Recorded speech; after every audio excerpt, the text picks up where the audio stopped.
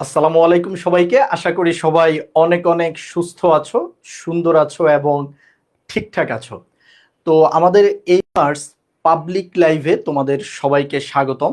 আজকে আমরা রসায়নের প্রথম পত্রের দ্বিতীয় অধ্যায় অর্থাৎ গুণগত রসায়নের 4 নম্বর লেকচার নিয়ে হাজির হয়েছি তোমাদের সামনে। তো এখানে যেটা ঘটছে যে প্রথম 1 2 3 লেকচারটা রাহুল ভাই নিছে। আজকেও কিন্তু দাদারই ক্লাস নেয়ার কথা, রাহুল দাদারই ক্লাস নেয়ার কথা, কিন্তু দুর্ভাগ্যবশত রাহুল দাদা কিছুটা অসুস্থ বোধ করছেন। এখন তো জানোই সিজনটাই খুব বাজে। তো এই কারণে আজকে 4 নম্বর লেকচারটা ওনার হয়ে আমি তোমাদের সাথে কন্ডাক্ট করব। তো তোমরা আমাকে একটু কমেন্টে জাস্ট জানাও যে সবকিছু ঠিকঠাক দেখা যাচ্ছে কিনা এবং ঠিকঠাক শোনা যাচ্ছে কিনা। সবকিছু ঠিকঠাক দেখা যাচ্ছে কিনা এবং সবকিছু ঠিকঠাক শোনা যাচ্ছে কিনা। ওকে। অনেকে সালাম দিয়েছো, অনেকে সালাম দিয়েছো। ওয়ালাইকুম আসসালাম, ওয়ালাইকুম আসসালাম তোমাদের সবাইকে। হুম। ওকে, হ্যাঁ আলহামদুলিল্লাহ আমি ভালো আছি। ওকে, এখন একটু খেয়াল করো, সবাই ক্লাসে চলে আসো, তোমাদের ফ্রেন্ডদেরকে একটু মেনশন করে দাও যারা আমাদের ক্লাসগুলাই অ্যাটেন্ড করে, তাদেরকে জানিয়ে দাও যে ক্লাস আমাদের যে রুটিন অনুসারে 7টা 30-এ শুরু হওয়ার কথা, ক্লাসটা অলরেডি শুরু হয়ে গেছে এবং 2 মিনিট অলরেডি হয়ে গেছে। তো এখন একটু খেয়াল করো ভাইয়া, বিগত 3 লেকচারে আমরা কি কি পড়ছি। বিগত 3 লেকচারে রাহুল দাদা তোমাদেরকে কি পড়াইছেন? প্রথম ক্লাসে হলো উনি, আমি যতটুকু দেখছি তোমাদেরকে একদম কিভাবে ইলেকট্রন প্রোটন এসব কণিকাগুলো আবিষ্কার হয়েছিল, কি কি কণিকা দ্বারা পরমাণু আসলে গঠিত, একদম ডেপথ তোমাদেরকে নলেজ দিছেন। ঠিক আছে, বইতে কিন্তু এত কিছু সবসময় পাবা না। তো ওই ডেপথ নলেজটা উনি তোমাকে দিয়ে দিছে অলরেডি। এটা ছিল প্রথম লেকচারে। এর পরের লেকচারে উনি একদম আমাদের যেই পড়াশোনাগুলো আছে, থমসনের মডেল, রাদারফোর্ড মডেল, বোরের মডেল, প্রত্যেকটা মডেল একদম ধরে ধরে তোমাদেরকে বুঝাই কমপ্লিট করে দিছে। এবং এরপরে 3 নম্বর লেকচারে বোরের যে সূত্র আছে, বোরের 2টা সূত্র আছে, MVR equal to NH by 2 pi, আর বোরের মডেলে আরও একটা সূত্র আছে ইকুয়াল টু এইচ নিউ। এই 2টা সূত্র দিয়ে, এই 2টা কিন্তু দেখাইছেন, সাথে এগুলোকে ব্যবহার করে কিভাবে আরো অনেকগুলো সূত্র, ব্যাসার্ধ নির্ণয়ের সূত্র, এনার্জির সূত্র, ভেলোসিটি মানে বেগের সূত্র, এই জিনিসগুলো হলো উনি তোমাদেরকে ক্লাসে দেখাই দিছেন। তো আজকে 4 নম্বর লেকচারে এসে আমরা যেটা করব, বোরের মডেল রিলেটেড যতগুলা যতগুলো আমাদের গাণিতিক সমস্যা আছে, সেই গাণিতিক সমস্যা নিয়ে আমরা আজকে ক্লাসটা করব। এবং আজকে আরেকটা ইন্টারেস্টিং টপিক থাকবে, সেটা হলো ডি ব্রোগলি। অলরেডি এই মার্সে যারা আছো আমাদের কোর্সে ভর্তি, তারা দেখছো যে বেসিক ক্লাস একটাই আমি তোমাদেরকে ওভারঅল ধারণা দেওয়ার টাইমে ডি ব্রোগলি এবং হাইজেনবার্গ নিয়ে কথা বলছিলাম। সো আজকেও সেটাই হবে, ডি ব্রোগলি এবং হাইজেনবার্গ নিয়ে কথা হবে। সো প্যারাডার কিছু নাই, এখন আসো আমরা আমাদের ক্লাসটা শুরু করে দেই। তার আগে দেখি তোমরা কে কে লিখছো। ওকে, অল ক্লিয়ার। অনেকেই সালাম দিয়েছো, এতজনের নাম পড়তে গেলে অনেক সময় চলে যাবে, তাই সবাইকে আবারও একসাথে বলি ওয়ালাইকুম আসসালাম, ওয়ালাইকুম আসসালাম। ওকে, এখন একটু খেয়াল করো তোমরা, আজকের ক্লাসটায় যে গাণিতিক প্রবলেমগুলো শিখতে পারবা, এগুলো তোমাদের অ্যাডমিশনের জন্য যেমন জরুরি, এমসিকিউতে আসে, আবার বোর্ড পরীক্ষায়ও আসে। ঠিক আছে, বোর্ড পরীক্ষায়ও এখান থেকে প্রশ্ন আসে। তো আসো দেখি আমরা কি কি আজকে পড়তে যাচ্ছি, একটু খেয়াল করি। লেকচার নাম্বার 4-এর প্রথমেই আমি তোমাদেরকে মনে করাই দিতে চাই, বোর মডেলের মধ্যে 2টা সূত্র ছিল আমাদের। বোর মডেলে আমাদের কয়টা সূত্র ছিল? 2টা সূত্র ছিল, যেগুলো একদমই বেসিক লেভেলের সূত্র। সে 2টার সাথে তোমাদেরকে আমি প্রথমে পরিচয় করাই দিতে চাই। ওই 2টা কি ছিল? একটা ছিল যে ভাইয়া কৌণিক ভরবেগ, হ্যাঁ, কৌণিক ভরবেগ। কৌণিক ভরবেগের সূত্রটা কেমন ছিল? কৌণিক ভরবেগের সূত্রটা ছিল M V R equal to NH by 2 pi. তোমরা 9-10 থেকেই এটা দেখে আসতেছো, M V R equal to NH by 2 pi. আর দ্বিতীয় যে সূত্রটা আছে আমাদের এই বোর মডেলের মধ্যে, আরেকটা যেটা সূত্র ছিল, সেটা হলো ইলেকট্রন যদি ধাপান্তরিত হয়, হ্যাঁ, ইলেকট্রন যদি এক কক্ষপথ থেকে আরেক কক্ষপথে লাফ দেয়, সেক্ষেত্রে কি হয়? সেক্ষেত্রে ওই 2 কক্ষপথের মধ্যে যে এনার্জি গ্যাপটা আছে, যে এনার্জি গ্যাপ, এনার্জির যে পার্থক্যটা আছে, ওইটা ইকুয়াল টু হলো এইচ নিউ। ওইটা ইকুয়াল টু কি ছিল ভাইয়া? ওইটা ইকুয়াল টু ছিল এইচ নিউ। আবার তোমরা সবাই জানো যে নিউ হলো frequency equal to C by lambda, এবং এই হিসাবে কি হয়েছে, এই হিসাবে হলো আমাদের এইচ নিউকে আমরা আবার কি লিখতে পারি, এইচ নিউকে আমরা আবার লিখতে পারি হলো এইচ সি বাই ল্যামডা। এই দুইটা সূত্র আমরা আগে থেকেই জানি। তো আমাদের আজকের ক্লাসে আমি প্রথমে এই দুইটা সূত্র দিয়ে তোমাদেরকে দুই একটা ম্যাথ করাবো, যেগুলো হলো ওয়ার্ম আপ ম্যাথ তুমি বলতে পারো।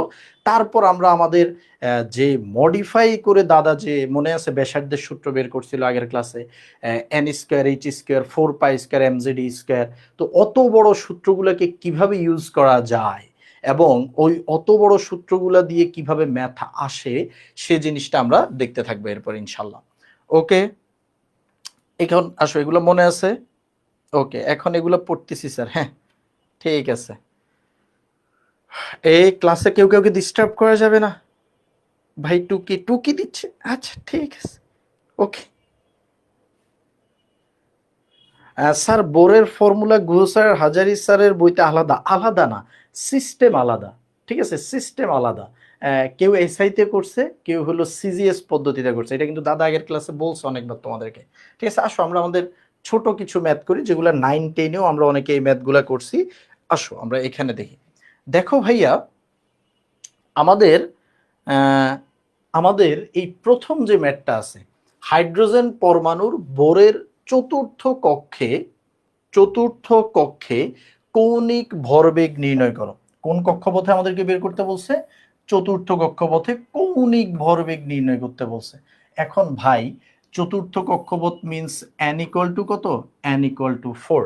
কৌণিক ভরবেগ নির্ণয়, তোমরা দেখে বলবো হাই হাই ভাই এটা তো ক্লাস 1 এর প্রশ্ন। হ্যাঁ, এটা ছোট বাচ্চাদেরই প্রশ্ন, বাট আমরা এটা ওয়ার্ম আপ হিসেবে নিছি।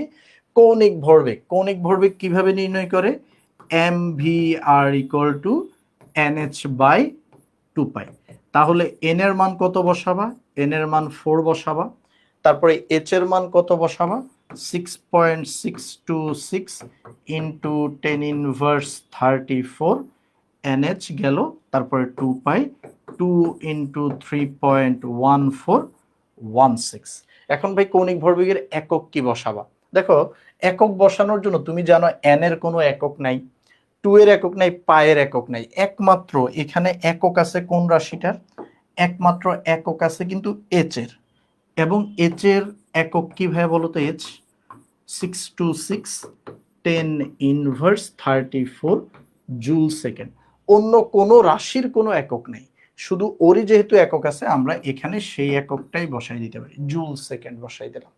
ওকে, এখন জুল সেকেন্ড বসাই দিলে ভাইয়া আসো ক্যালকুলেটারে দিয়ে সবাই অ্যান্সারটা একটু বলো তো, কি অবস্থা? সবাই অ্যান্সারটা একটু দিয়ে বলো তো, এই অ্যান্সারটা বলো। ওকে, অ্যান্সারটা বলার জন্য আমরা ক্যালকুলেটরটা নিলাম। আমার এখানে একটা ক্যালকুলেটর আছে, অনেক পুরোনো আমলের ক্যালকুলেটর এটা, বর্তমানে তোমরা পাবা না এটা বাজারে।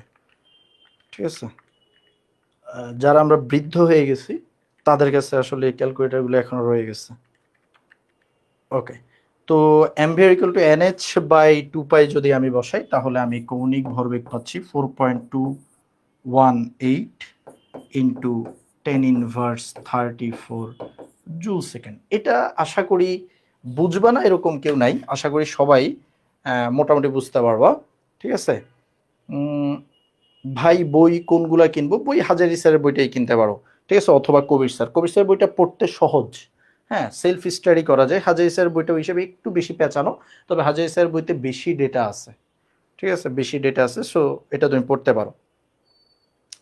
ওকে, আরিয়ানা, তারপরে মালিয়া, তারপরে আরো অনেকে অ্যান্সার দিয়েছো, অহনা, সিদ্রাতুল চৌধুরী, হ্যাঁ হ্যাঁ অনেকে অ্যান্সার দিয়েছো, ধন্যবাদ।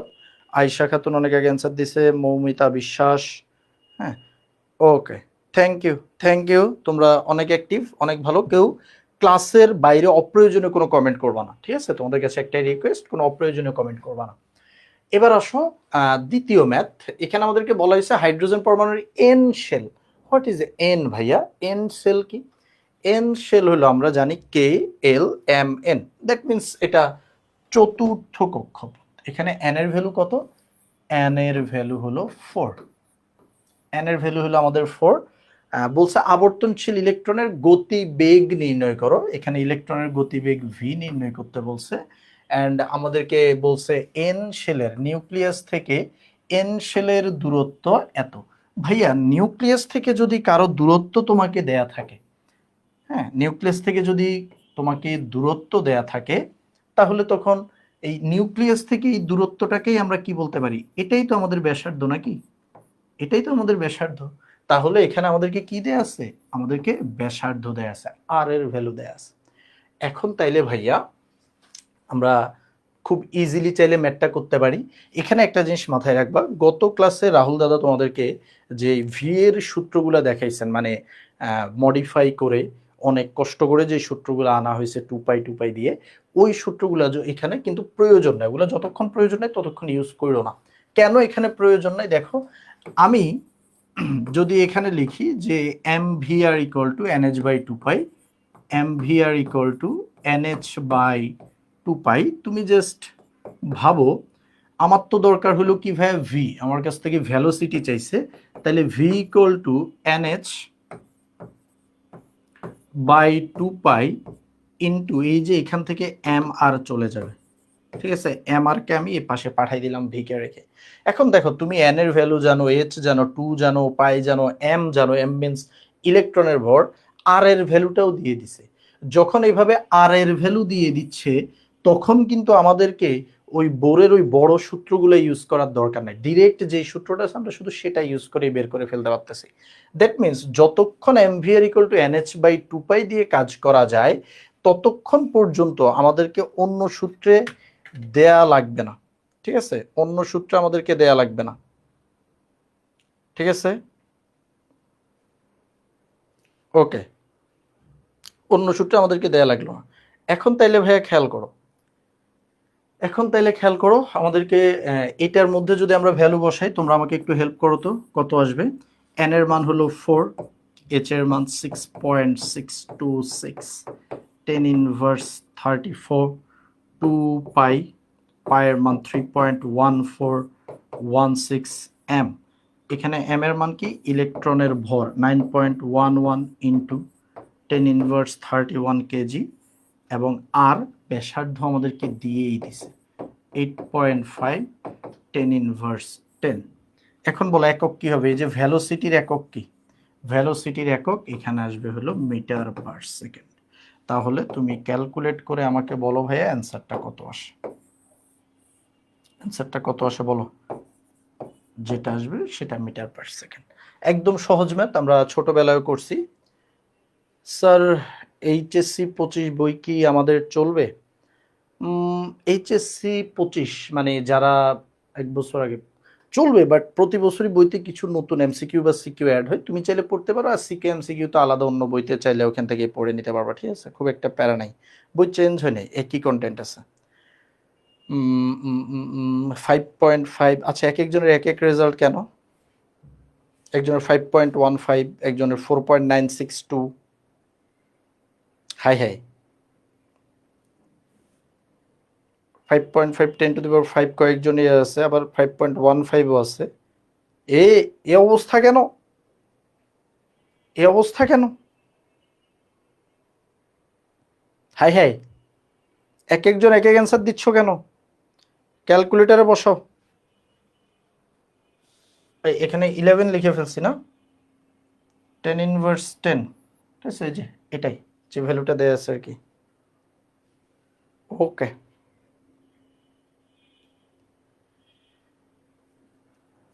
এখন কে কি বসাইছো? এক একজন কি এক একটা বসে এক এক অ্যান্সার নিয়ে আসছো?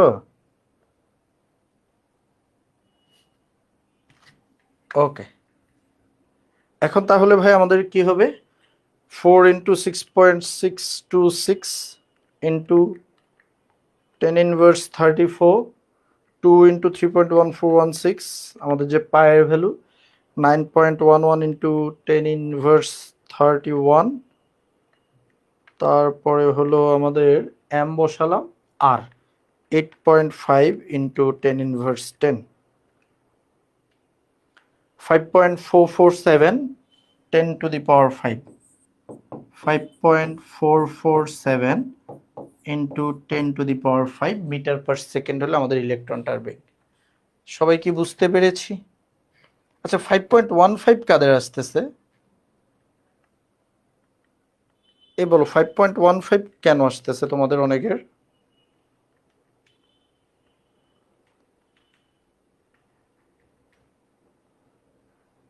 বলো বলো বলো।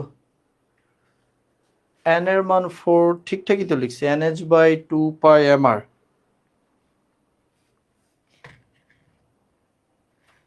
m এর মান কই থেকে আসলো? আচ্ছা m হলো ভাই, এটা যেহেতু একটা ইলেকট্রন, ইলেকট্রনের যে ভর এটা কিন্তু ফিক্সড। এটা কিন্তু আমরা সবাই জানি যে ইলেকট্রনের ভর কত বলো তো? m।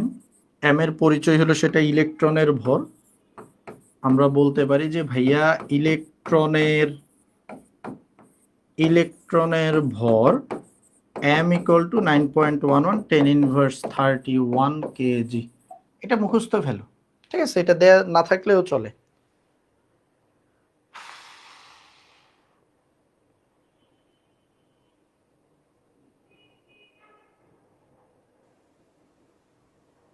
ওকে, রাহুল দাদা কোথায়? রাহুল দাদা অসুস্থ, হ্যাঁ। ওকে,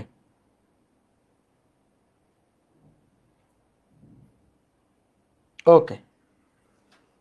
পুরো পাই বসাইলে 5.15 আসে না? পুরো পাই বসাইলে 5 না, এত ব্যবধান তো হওয়ার কথা না। আচ্ছা আমি দেখি ক্যালকুলেটরে পাই বসাই, তাইলে কত আসে।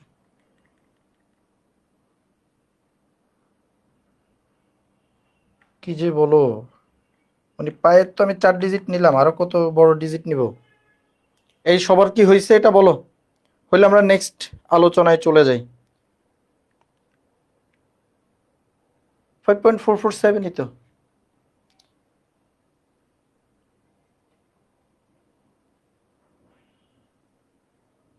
ওকে স্যার, ক্যালকুলেটর কোনটা নিব? ক্যালকুলেটর কোনটা নিবা? ক্যালকুলেটর হলো যে ইএক্স প্লাস একটা পাওয়া যায়, ওইটা নিতে পারো। আসো আমরা পড়াশোনায় মনোযোগ দিই। তোমরা এখন বই, ক্যালকুলেটর এগুলোর কথা তোমাদের মনে পড়ছে, এত ক্লাসের মধ্যে আসলে এগুলোর কথা মনে পড়ে? ওকে, এবার আসো। উম, উম, উম।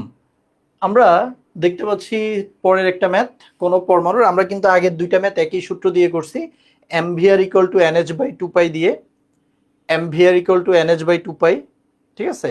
এখন হলো যে আরেকটা সূত্র আছে, del = h = hc/λ।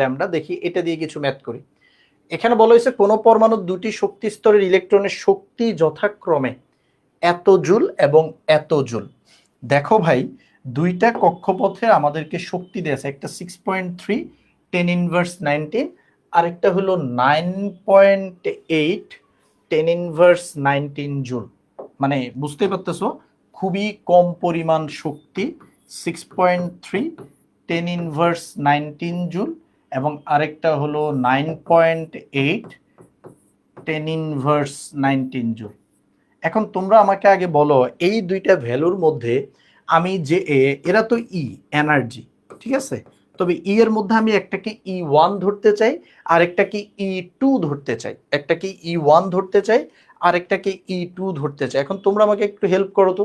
বড়টাকে আমরা বললাম যে E2 ধরবো। এই দুইজনের মধ্যে বড় কোনটা? উপরেরটা নাকি নিচেরটা? বলো কোনটা বড়, এ বলো কোনটা বড়?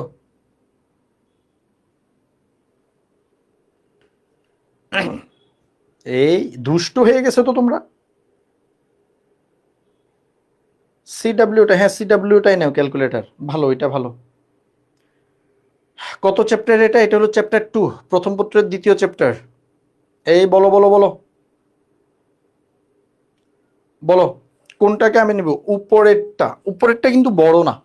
এই দুইজনের মধ্যে, এই দুইজনের মধ্যে কোন ভ্যালুটা বড়? দুইজনেরই দেখো 10⁻19 10⁻19 সেম, তাহলে আমাদেরকে দেখতে হবে এখানে কোন ভ্যালুটা বড়। একটা 6.3 আর একটা 9.8। একজন কমেন্টে লিখছো 9.8, হ্যাঁ তোমারটাই হয়েছে 9.8টা বড় আর এটা ছোট। আমি ছোটটাকে E1 নিলাম, বড়টাকে জাস্ট E2 নিলাম, ঠিক আছে? ওকে, ওকে। এবার আসো, আমরা দেখতেছি বলছে যদি উচ্চ শক্তি স্তর থেকে, মানে যদি E2 থেকে E1 এ কেউ লাফ দেয়, ইলেকট্রন নিম্ন শক্তি স্তরে ধাপান্তরিত হয়, তবে বিকিরিত রশ্মির তরঙ্গ দৈর্ঘ্য ও ফ্রিকোয়েন্সি কত হবে? ভাইয়া তরঙ্গ দৈর্ঘ্য মানে কি? তরঙ্গ দৈর্ঘ্য মানে আমরা সবাই জানি যে তরঙ্গ দৈর্ঘ্য মানে হলো ল্যামডা। ল্যামডা মানে কি? ল্যামডা মানে হলো তরঙ্গ দৈর্ঘ্যকে বোঝায়। হ্যাঁ, তরঙ্গ দৈর্ঘ্যকে বোঝায়। আর নিউ, নিউ দ্বারা বোঝানো হয় কম্পাঙ্ককে, আর কম্পাঙ্ককে আদর করে ইংলিশে আবার কি বলে? ফ্রিকোয়েন্সি বলে। কি বলে ভাইয়া? ফ্রিকোয়েন্সি বলে। এখন আমাদেরকে এই দুইটা বের করে দিতে হবে। এগুলা ভাই একটা বের করতে পারলে আরেকটা বের করা একদম ইজি। এখন তুমি কিভাবে করবা? আমরা জানি যে ভাই আমাদের ডেল ই মানে যখন জাম্প করে তখন তাদের মধ্যে যে শক্তির পার্থক্য আছে, এটার সূত্রটা কি হয়? এটার সূত্র হয় হলো এইচ সি বাই ল্যামডা। এভাবে করলে তুমি ল্যামডাটা আগে বের করতে পারবা, অথবা তুমি চাইলে ডিরেক্ট লিখতে পারো এইচ নিউ, এবং এটা করলে তুমি নিউটা আগে পেয়ে যাবে। এখন আসো ভাই, আমি ধরো নিউটাই আগে বের করতে চাচ্ছি। নিউ ইকুয়াল টু কি হবে? নিউ ইকুয়াল টু হবে আমাদের del E divided by H. Del E divided by H. Del E মানে কি? ডেল ই মানে এই দুইজনের এনার্জির যে পার্থক্য আছে সেটা। এখন এই দুজনের এনার্জির পার্থক্য তাহলে বের করে ফেলি। কি করবা? বিয়োগ করে দিবা। 9.8 10 ইনভার্স 19 মাইনাস 6.3 10 ইনভার্স 19 আর নিচে হলো এইচ 6.626 10 ইনভার্স 34 10 ইনভার্স 34। আর যেহেতু এটা কম্পাঙ্ক নিউ, কম্পাঙ্কের একক কি? কম্পাঙ্কের একক হলো পার সেকেন্ড অথবা হার্জ। পার সেকেন্ডও লিখতে পারো অথবা হার্জে লিখতে পারো। তাহলে ভাই এখানে ভ্যালুটা কত আসবে? ক্যালকুলেটরে দাও, ভ্যালুটা চলে আসবে। তোমরা কিন্তু এখনো ক্যালকুলেটরে যথেষ্ট অদক্ষ রয়ে গেছো। ক্যালকুলেটরে পাকনা হইতে হবে, ঠিক আছে? ওই যে তোমাদের আবির ভাই আছে না, আবির, আবির দুষ্টু ছেলে আবির, সে হলো ওই যে তোমাদেরকে ক্যালকুলেটর হ্যাকস্টেক শিখাই, ওইসব হ্যাকস্টেক শিখে ফেলবা, ঠিক আছে? দেখবা যে ওর অনেক সুন্দর সুন্দর ভিডিও আছে ক্যালকুলেটরের উপর, ওগুলো শিখে ফেলবা। ওকে, এখন আসো ভাই, আমাকে কি করতে হবে? আমাকে হইলো এবার নিউ না হয় বের হইলো, এই যে নিউ বের হইলো, নিউর একক হবে পার সেকেন্ড। আমাকে তো ভাই ল্যামডাটাও বের করতে হবে। এখন বলো তো ল্যামডা কিভাবে বের করব? আমরা জানি নিউ ইকুয়াল টু কি? C by lambda. C by lambda. C মানে কি? সি মানে আলুর বেগ। কি ভাইয়া? আলুর বেগ। আলুর বেগ আমরা জানি না কত? আগে আমরা সূত্রটাকে ঠিক করে ফেলি। Lambda equal to C by nu. এখন ভাই সি মানে কি? সি মানে আলোর বেগ। আলোর বেগ কত রে ভাইয়া? 3.8। 3 ইন্টু 10 টু দি পাওয়ার 8। হাই হাই, 3.8 লিখে দিয়েছি, নাউজুবিল্লাহ। 3 ইন্টু 10 টু দি পাওয়ার 8। আর নিউ এর ভ্যালু কত? নিউ এর ভ্যালু এই যে এখানে যেটা পাইছো, বাক্স। হ্যাঁ, এখানে যেটা পাইছো এই যে বাক্স, যা পাইছো তা বসাই দিবা। তাহলে এখানে কি হবে? তুমি আরেকটা ভ্যালু পেয়ে যাবা। বলো কোনটার ভ্যালু কত? কোনটা কত পাইছো? হেই, আসসালামু আলাইকুম ছোট্ট বন্ধুরা। আমাদের প্রথম লাইভটা টেকনিক্যাল কারণে কেটে গেছে, নেটের কারণে বলা যায় না, কারণ আমার এখানে স্টিল প্রায় 100 Mbps স্পিড দেখাচ্ছে। যখন লাইভটা কেটে গেছে তখনও প্রায় 100 Mbps ছিল। কোনো একটা টেকনিক্যাল প্রবলেমের কারণে আমাদের হলো ইয়ে হয়ে গেছে, ভিডিওটা পুরোপুরি মানে পজ হয়ে গেছে, ফেসবুকে সার্ভ করা থেকে অফ হয়ে গেছে। তো এখন শক্তি থেকে পরে কি হইলো ভাই? সেই শক্তি থেকে দেখা গেল যে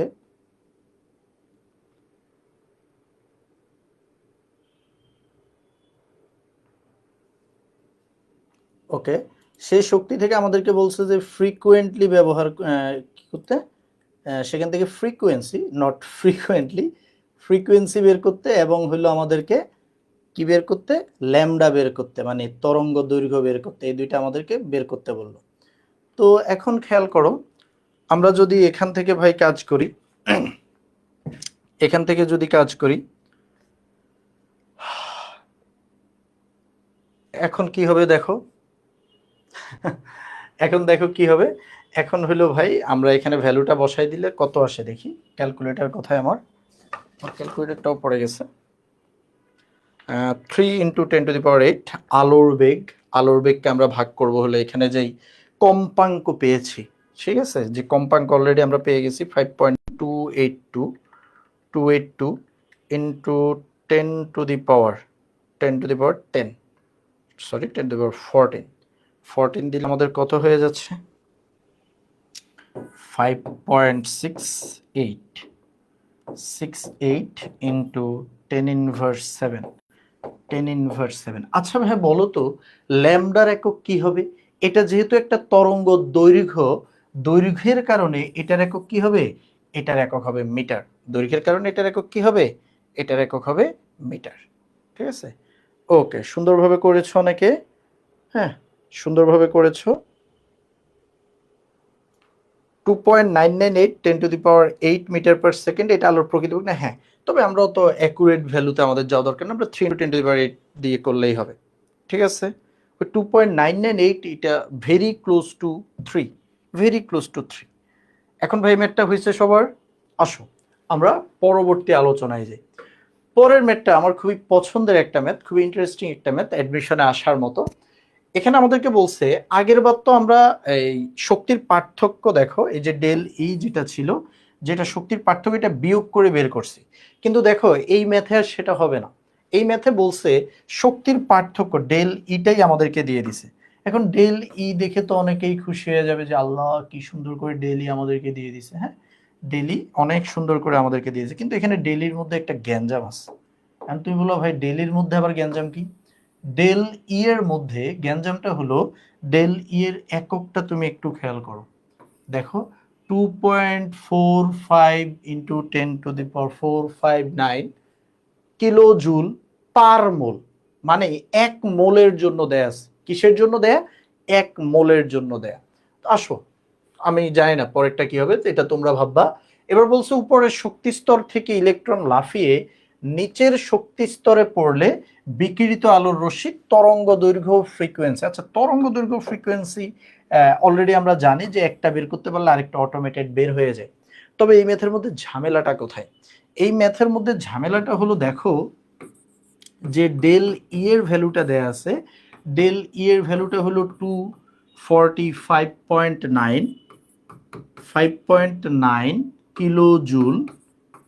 কিলো জুল পার মোল। কিন্তু তুমি কি জানো আমাদের যে প্ল্যাঙ্কের ধ্রুবক দেয়া আছে 6.626 ইন্টু 626 ইন্টু 10⁻34, এই যে জুল সেকেন্ড, এটা হলো শুধুমাত্র একটা ইলেকট্রনের জন্য দেয়া। আর এখানে যেটা দেয়া সেটা হলো 1 মোলের জন্য দেয়া। তোমরা জানো যে এটা খুবই ক্ষুদ্র একটা নাম্বার, এটা খুবই ছোট একটা নাম্বার, বাট 1 মোল অনেক বড় একটা নাম্বার। এখন কথা হলো এখানে দেয়া একটার জন্য, এখানে ডেল ইটা দেয়া হলো 1 মোলের জন্য। এই দুইজনকে নিয়ে তুমি কাজ করতে পারবা না। তুমি দেখো এখানে এনার্জি একেতে প্রবলেম, কিলো জুলে দেয়া, জুল দেয় নাই, তো কিলো জুল ভাই ঠিক আছে, খুব একটা প্রবলেম নাই, কিন্তু মোলে দিয়ে দিছে, নট বাই অ্যাটম, পরমাণু সংখ্যায় কি করে নাই, ভ্যালুটা আমাদেরকে দেয় নাই। সো আমাদের কাজ হবে প্রথমে যেটা, যে ভাই আমরা এটাকে জুল পার অ্যাটমে কনভার্ট করতে হবে। এটাকে কিসে কনভার্ট করব? কিলো জুল পার মোলকে আমরা কনভার্ট করব হলো জুল পার অ্যাটম, মানে প্রতিটা অ্যাটমের জন্য আমরা ওকে ক্যালকুলেট করব। এখন জুল পার অ্যাটম করতে হলে কি করতে হবে? সবাই সামনে তাকাও, সবাই ভাইয়া দেখো ভালো করে। জুল পার অ্যাটমে করতে হলে প্রথমে আমার যে ভ্যালুটা আছে 245.9, এটাকে আমি গুণ দিলাম 10⁻³ দ্বারা। ইউ নো যে কেন 10⁻³ দ্বারা গুণ দিছি, কারণ হলো কিলো জুল থেকে প্রথমে আমি জুলে নিছি। এখন এটা হলো 1 মোলের জন্য, আমি চাচ্ছি পার মোল থেকে পার অ্যাটম, পরমাণুতে কনভার্ট করা। তোমরা কি জানো 1 মোলে কয়টা যেন পরমাণু থাকে? 1 মোলে থাকে 6.023 ইন্টু 10⁻23টি পরমাণু আমাদের 1 মোলের মধ্যে থাকে। তাহলে এই 1 মোল থেকে আমি যদি পরমাণুতে কনভার্ট করতে চাই 023 10⁻23 দ্বারা কি করে দিব? গুণ করে দিব। আচ্ছা আচ্ছা, আমি হুদাই দাগটা কেন টানলাম? আমার তো আসলে নিচের দাগটা দরকারই হবে না, সরি, নিচের দাগটা দরকার হবে, কিন্তু যেটা লাগবে না সেটা হলো আমি গুণ কেন করব ভাই? আমি তো প্রতি মোল থেকে প্রতিটা পরমাণুর জন্য, এটা হলো 1 মোলের জন্য দেয়া, আমি একটা পরমাণুর জন্য বের করতে হলে কি করব, 0 2 3 10⁻23 দ্বারা আমি ভাগ করে দিব। ভাগ করে দিলে আমার যে এনার্জি সেটা হলো জুল পার অ্যাটম, তুমি বলতে পারো জুল পার অ্যাটম, অথবা পার অ্যাটম না বললেও কিছু হয় না, ঠিক আছে, পার মোল হইলে বলতে হয়, পার অ্যাটম না বললেও কিছু হয় না। এখন বলো তো ভাইয়া, বলো তো ভাইয়া, এখানে ভ্যালুটা কত আসে, ভ্যালুটা কত আসে বলো। আজকে আমি একটা কমেন্টও করিনি, কেন তুমি কমেন্ট করনি ভাইয়া বলো। আই হাই, আরেকজন বলে কেমিস্ট্রির খাতায় ফিজিক্স লিখে ফেলছে, না ফিজিক্সের খাতায় কেমিস্ট্রি, আরে এই দেখো 245 245.9 ইন্টু 10⁻³ 3 দ্বারা গুণ করে আমি প্রথমে জুলে নিছি, তারপরে কি করছি, অ্যাভোগাড্রো নাম্বার দ্বারা ভাগ করে এক মোলকে আমরা কিসে কনভার্ট করছি, 1 মোলকে আমরা প্রতিটা পরমাণুতে কনভার্ট করছি, একটা পরমাণুর জন্য। তখন আমাদের এনার্জিটা আসে 4.08 ইন্টু 10⁻19 জুল, ঠিক আছে। জুল, শুধু জুল লিখলেই হয়, জুল পার অ্যাটম তুমি লিখতে পারো, অথবা জুল পার ইলেকট্রনও তুমি লিখতে পারো, ঠিক আছে। Sorry, joule per atom, electron না, জুল পার অ্যাটম তুমি লিখতে পারো। বুঝতে পেরেছি। এই বলো, এই ঘটনাটা কি সবাই বুঝতে পারছি, এটা সবাই বুঝতে পারছি, বুঝছো কিনা বলো। এখন দেখো, এবার তোমার জন্য ভাই ম্যাথটা ইজি, বাকি ম্যাথটা এবার তোমাদের হোমওয়ার্ক থাকলো, ঠিক আছে, বাকি ম্যাথটা হোমওয়ার্ক থাকলো, কারণ তুমি অলরেডি জানো বাকিটা কি করতে হবে। বাকিটা ঠিক আগের মতো, আগের বার বিয়োগ করে বের করছো, এবার হলো প্রসেস করে কিলোজুল পার মোল থেকে এই যে জুলে নিয়ে আসছো, এরপরে তুমি তোমার মতো ভ্যালু বসাই দিবে, অ্যান্সার পেয়ে যাবা, ভ্যালু বসাবা অ্যান্সার পাবা। এটা কি সবাই বুঝছো বলো, এটা বুঝাটা কিন্তু ইম্পর্টেন্ট, যে কেন আমি এই প্রসেসটা করলাম, না হলে পরীক্ষা হলে করতে পারবা না। এই গাণিতিক সমস্যাগুলো আগে প্র্যাকটিস করে ফেলছি, গুড। ওকে, তাইলে আসো আমরা একটু এবার পরের লেভেলে যাই। পরের লেভেলটা কি, বোর মডেলের এক্সটেনশন। আসলে এক্সটেনশন ওয়ার্ডটা আমার দেয়া, এটা বিভিন্ন বইতে বিভিন্ন নামে লেখা আছে, বোর মডেলের প্রয়োগ, বোর মডেলের ব্যবহারিক, বোর মডেল ব্যবহার করে তোমার এইটা ওইটা সেটা বের করা, বাট আমি এদেরকে এক্সটেনশন বলতে ভালোবাসি। এক্সটেনশন বলতে ভালোবাসি কেন, একটু খেয়াল করো। আমরা আমরা যখন এই ম্যাথটা করছিলাম, দেখো সেখানে আমাদেরকে বলা হয়েছে আবর্তনশীল ইলেকট্রনের ভ্যালোসিটি তুমি বের করো, তবে তোমাকে ওইটা তখন আবার ব্যাসার্ধ বলে দিছে। কিন্তু তুমি চিন্তা করো, যদি এমন হইতো যে না, আমাকে ব্যাসার্ধ বলবে না, শুধু বলছে যে চতুর্থ শক্তি স্তরের গতিবেগ বের করে ইলেকট্রনের, এন শেলে গতিবেগ বের করে, আমি কি বের করতে পারতাম? Answer is no. আমি চাইলেও বের করতে পারতাম না। চাইলেও কি করতে পারতাম? আমরা বের করতে পারতাম। কেন বের করতে পারতাম না? কারণ ভাই, আমরা তো এই আর এর ভ্যালু ছাড়া আমরা কি করতে পারি না, আমরা আর এর ভ্যালু ছাড়া এই সূত্রটাকে ইউজ করতে পারি না। এই সূত্রের মধ্যে আননোন অনেক, ভিও আননোন, আরও আননোন, মিনিমাম দুইটা রাশি আমাদেরকে কি করে থাকা লাগে, দুইটা দিয়ে দেয়া লাগে, যেমন এন দেয়া লাগে এবং আর দেয়া লাগে। এই যে এন এর মান দিয়ে দিছে এবং আর এর মান দিয়ে দিছে, কিন্তু কেমন হয় যে আমরা আর এর মান ছাড়াই ভি এর মান বের করতে পারবো, অথবা আমরা যে কোনো একটা, ধরো ভেলোসিটি বের করতে চাই অথবা আর বের করতে চাই, যে কোনো একটা বের করতে শুধু এন এর মানটাই লাগবে, আরেকজনের মান দরকার হবে না। সেটা করার জন্য আমরা বোর মডেলের সূত্রগুলোকে মডিফাই করে আমরা কি করছিলাম বলতো, মডিফাই করে রাহুল দাদা আগের ক্লাস পর্যন্ত যেটা করছে, তোমাদেরকে কয়েকটা সূত্রের প্রমাণ দেখাইছে। সো ওই প্রমাণগুলা যেগুলা দেখাইছে, আমি ওগুলার রেজাল্টটা একটু লিখে দিচ্ছি। যেমন উনি তোমাদেরকে দেখাইছে যে ভাইয়া, ব্যাসার্ধ যদি তুমি বের করতে চাও, ব্যাসার্ধ আর এর জন্য সূত্রটা হবে এরকম, N square H square 4 pi square M Z E square, বিশাল বড় একটা সূত্র, ঠিক আছে। N square H square 4 pi square M Z E square, 4 pi square M Z E square.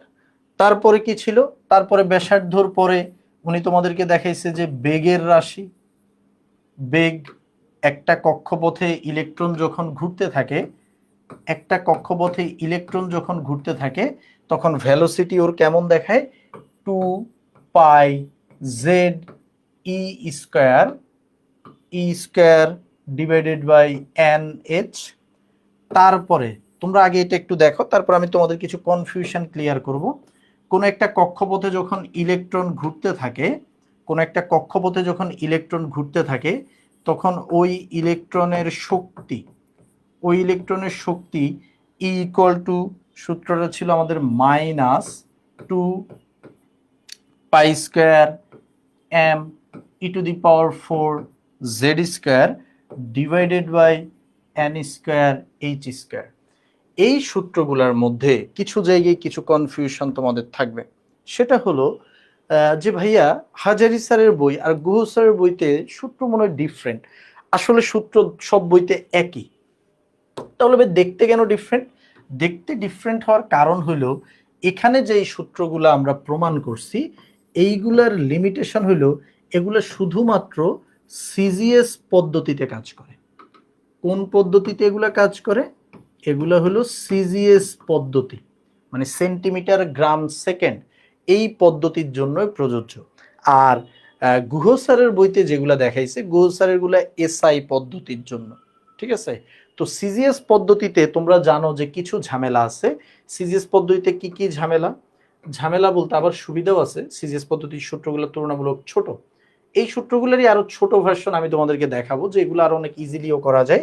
CGS পদ্ধতিতে আমরা জানি যে ভাই আমাদের এইচ এর মান, মানে প্ল্যাঙ্কের ধ্রুবকের মান 6.626 10⁻27 একক হবে আর্গ সেকেন্ড। আর হলো ভাইয়া আমাদের যে এম, যেহেতু সিজিএস আমরা এম এর মান কিসে বসাইতে হবে? আমরা এম এর মান হলো গ্রামে বসাইতে হবে, 28 গ্রাম। তারপরে ভাইয়া আমরা ই এর মান, মানে ইলেকট্রনের চার্জ, এটা কিসে বসাই? 4.8 ইন্টু 10⁻10 ESU, ইলেকট্রোস্ট্যাটিক ইউনিট। এইভাবে হলো আমরা এগুলাকে বসাই থাকি, ঠিক না? আমরা এইভাবে বসাই থাকি। এখন কথা হইলো একটু দেখো,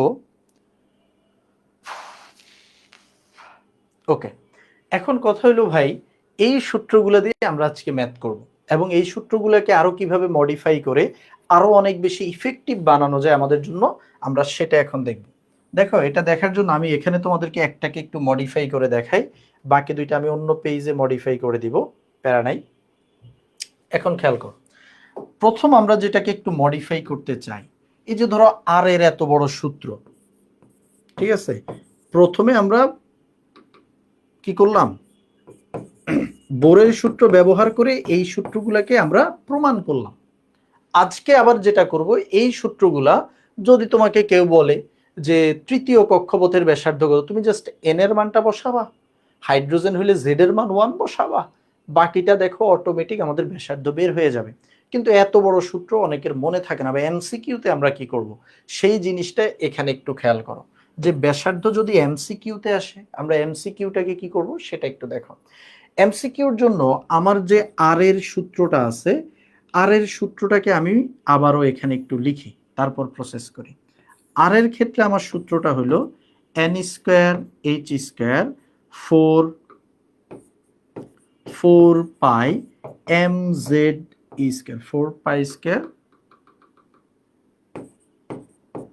4π² mz²। এখন এই সূত্রের মধ্যে তোমরা যদি খেয়াল করো, তোমরা কি কি কমেন্ট করতেছো? দেখো, এই সূত্রের মধ্যে তোমরা যদি খেয়াল করো, কিছু ভ্যালু কখনোই চেঞ্জ হবে না, কিছু ভ্যালু কনস্ট্যান্ট। কি কি কনস্ট্যান্ট? 4 এর মান কনস্ট্যান্ট, এটা কখনো চেঞ্জ হয় না। পাই কনস্ট্যান্ট, কখনোই চেঞ্জ হয় না। এম কনস্ট্যান্ট, কখনোই চেঞ্জ হয় না।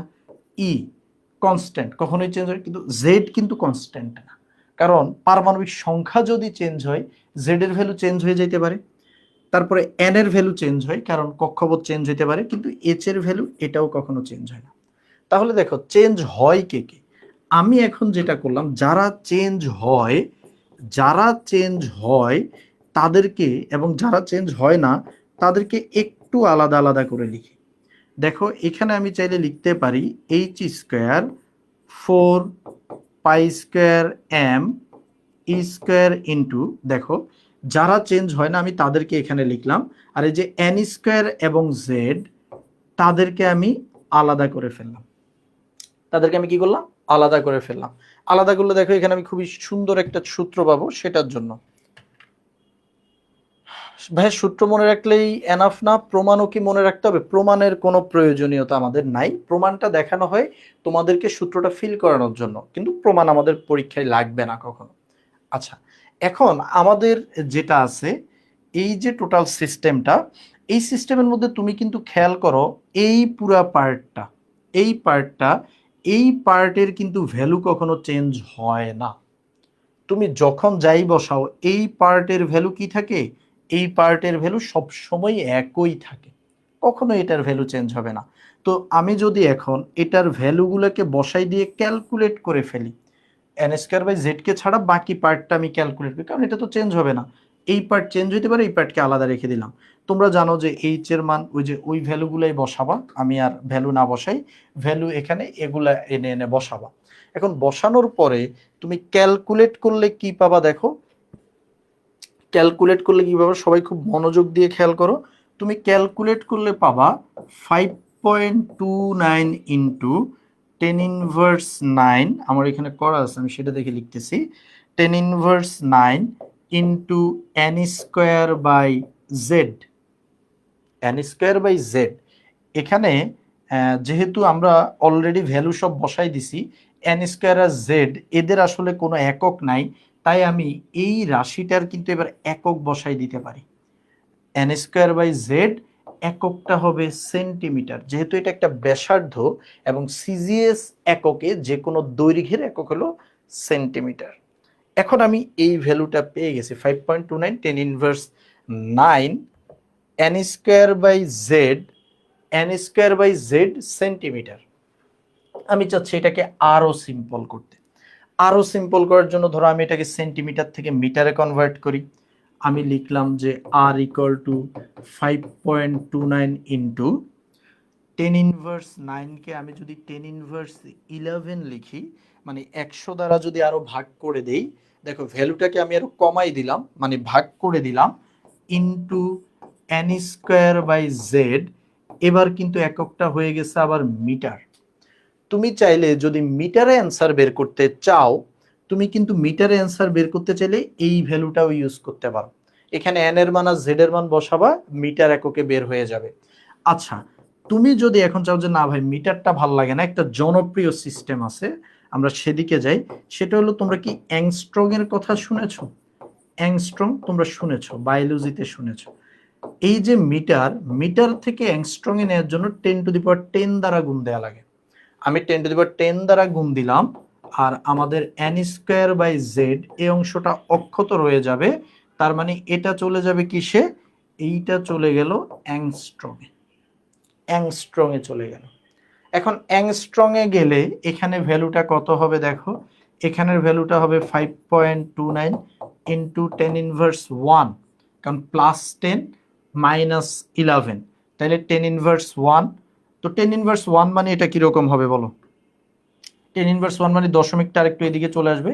আমি ডিরেক্ট পুরোটাকে প্রসেস করে লিখে দেই, 0.529 into N square by Z, N square by Z angstrom, angstrom.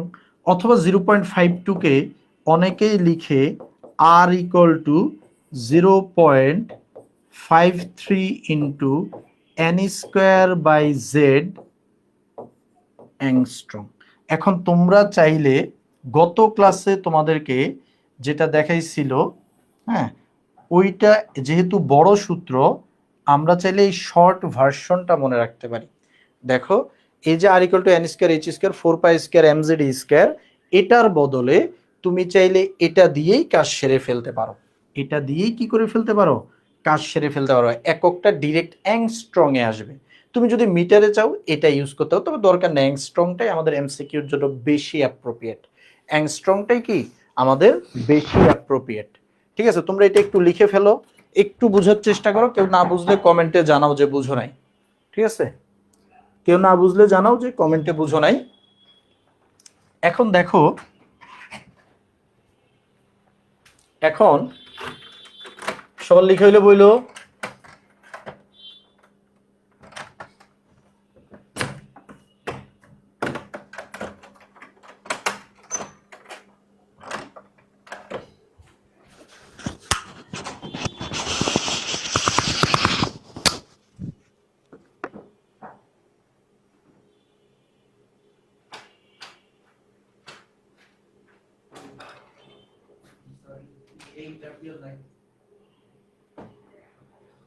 এই লিখা হয়েছে,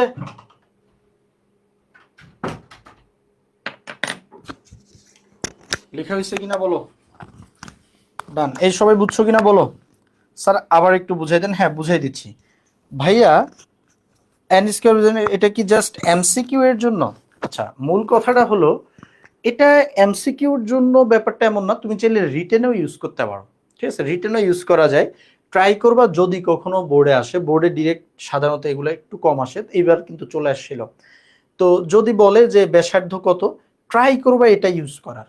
কিন্তু যদি এটা মনে না থাকে বা মনে রাখতে তোমার প্যারা লাগে, তুমি জাস্ট এটা দিয়েও করে দিতে পারো, কোনো সমস্যা নেই, কারণ এটা হাজারি স্যারের বইতে কিন্তু এই লাইনটা আছে।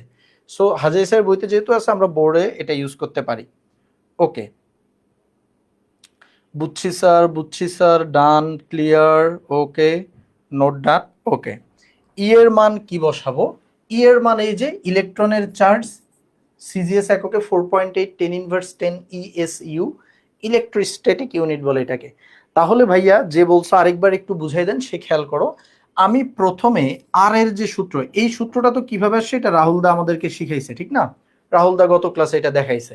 তো আমরা এখানে দেখলাম যে এই সূত্রের মধ্যে যে ভ্যালুগুলো আছে, তার মধ্যে কিছু ভ্যালুর মান কখনোই চেঞ্জ হয় না। যেমন কিছু ভ্যালু বলতে এইখানে যে ভ্যালুগুলো আছে এগুলো কখনোই চেঞ্জ হয় না। আর এন স্কয়ার বাই জেড এর মান চেঞ্জ হইতে পারে, বাকিগুলো চেঞ্জ হবে না। তো এই যেগুলো চেঞ্জ হয় না, আমি ওগুলা সব মানকে ক্যালকুলেট করে ফেলছি। পুরা মানকে তুমি ক্যালকুলেটর বসো, তুমি এটা পাবা। এটা পাওয়ার পরে আমরা এটাকে মডিফাই করছি, মিটারে নিছি, মিটার থেকে অ্যাংস্ট্রং এ নিয়ে সুন্দর একটা ফরম্যাট দাঁড় করাইছি, R equal to 0.53 into N square by Z. ঠিক আছে, into N square by Z. বলো সবাই বুঝতে পারছি কিনা, বলো আমরা কি বুঝতে পেরেছি কিনা ভাইয়া সবাই? ওকে, এখন তাইলে আমাদের কোনটার একটা ব্যবস্থা হইলো?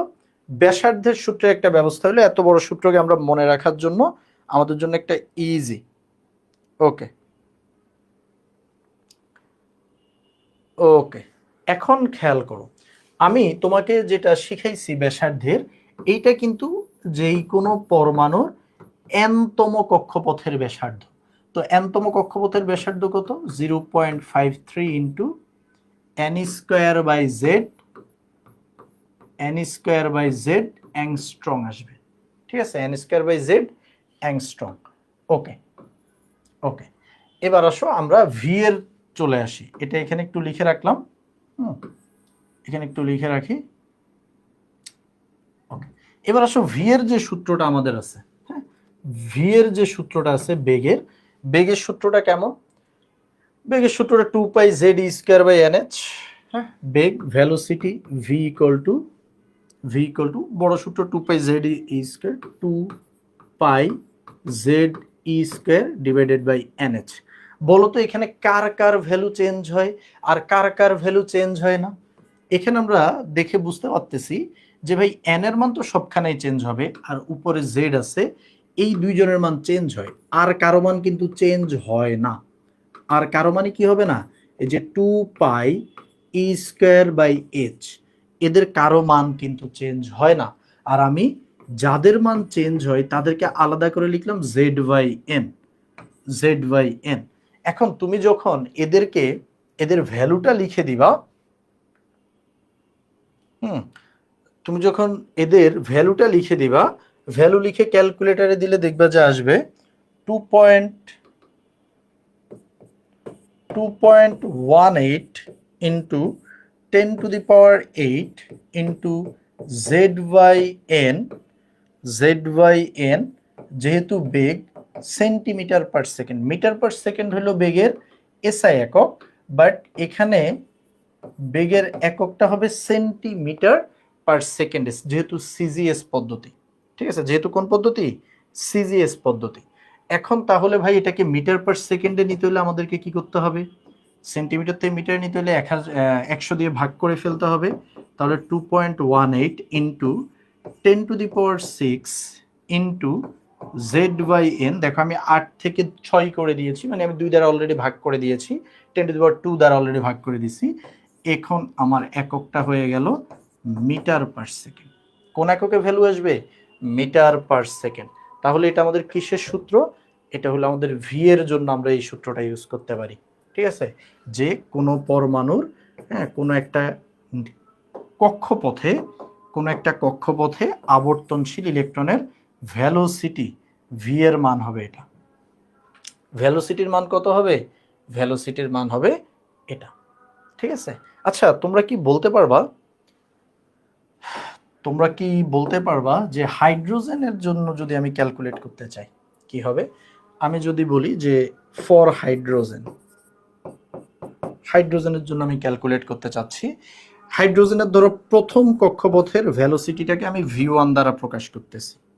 ঠিক আছে, v1 মানে ওর প্রথম কক্ষপথে ইলেকট্রন যেই গতিতে চলবে 2.18 ইন্টু 10⁶ z এর মান। হাইড্রোজেনের পারমাণবিক সংখ্যা কত? পারমাণবিক সংখ্যা 1, আর n ওর যেহেতু এটা প্রথম কক্ষপথ, তাহলে n এর মানও 1। তার মানে অ্যাকচুয়ালি 1/1 লেখার কোনো মানে হয় না, এটা হুদেই ফালতু। তাহলে আমাদের ভ্যালুটা কত আসতেছে? 2.18 ইন্টু 10⁶ মিটার পার সেকেন্ড। এটা হলো v1। আচ্ছা v2 মানে 2 নাম্বার কক্ষপথে ভেলোসিটিটা কত হবে? 2 নাম্বার কক্ষপথে ভেলোসিটিটা হবে 2.18 ইন্টু 10⁶। z এর মান আমরা জানি 1, আর n এর মান এখানে 2 নাম্বার কক্ষপথে n এর মান হলো 2 মিটার পার সেকেন্ড। 3 নাম্বার কক্ষপথে কত হবে? 3 নাম্বার কক্ষপথে হবে 2.18 into 10⁶ into 1/3 metre per second. তোমরা অলরেডি প্যাটার্নটা বুঝে গেছো। প্রথম কক্ষপথে বেগ যা, 2 নাম্বার কক্ষপথে তার 2 ভাগের 1 ভাগ, 3 নাম্বার কক্ষপথে 3 ভাগের 1 ভাগ, 4 নাম্বার কক্ষপথে 4 ভাগের 1 ভাগ। মানে প্রথম কক্ষপথের ইলেকট্রনটাই সবচেয়ে ফার্স্ট মুভ করতেছে, এরপরের প্রত্যেকটা ইলেকট্রন কি করতেছে? এরপরের প্রত্যেকটা ইলেকট্রন কিন্তু স্লো যাচ্ছে, মানে আস্তে আস্তে ঘুরতেছে। আমরা দেখতে পাইলাম ভাই বেগের সাথে কক্ষপথের সম্পর্ক কি? ব্যস্তানুপাতিক। কক্ষপথ নাম্বার যত বাড়বে আস্তে তত ইলেকট্রনের বেগ কি হয়ে যাবে? কমে যাবে। আর ব্যাসার্ধের সাথে কক্ষপথের সম্পর্ক হলো সমানুপাতিক। যত কক্ষপথ নাম্বার বাড়বে, 1-এর জায়গায় 2 হবে, তাও বর্গের সমানুপাতিক। 1-এর জায়গায় 2 হলে কক্ষপথ কিন্তু n² মানে 4 গুণ হয়ে যাবে। তারপরে 3 হলে 9 গুণ হয়ে যাবে, 4 হলে 16 গুণ হয়ে যাবে। ঠিক আছে, আমরা ম্যাথ দেখবো, ম্যাথ দেখলে ব্যাপারগুলো আরো ক্লিয়ার হবে। তাহলে ভাই ব্যাপারটা কি বোঝা গেছে? ভি এর ক্ষেত্রে আমরা এই লাইনটা মনে রাখবো। এবার হলো লাস্ট আমাদের এনার্জির ক্ষেত্রে যে সূত্রটা আছে, এনার্জির সূত্রটা আমাদের কেমন বলতো? এনার্জির ক্ষেত্রে আমাদের সূত্রটা হলো 2π² m⁴। জেড মানে কি? একজন কমেন্ট করছে, জেড মানে পারমাণবিক সংখ্যা, এবং হাইড্রোজেনের পারমাণবিক সংখ্যা 1। ঠিক আছে, জেড মানে পারমাণবিক সংখ্যা। এখানে হলো ই ইকুয়াল টু, আমরা কি বলতে পারি? ইকুয়াল টু হলো ভাই 2π² m⁴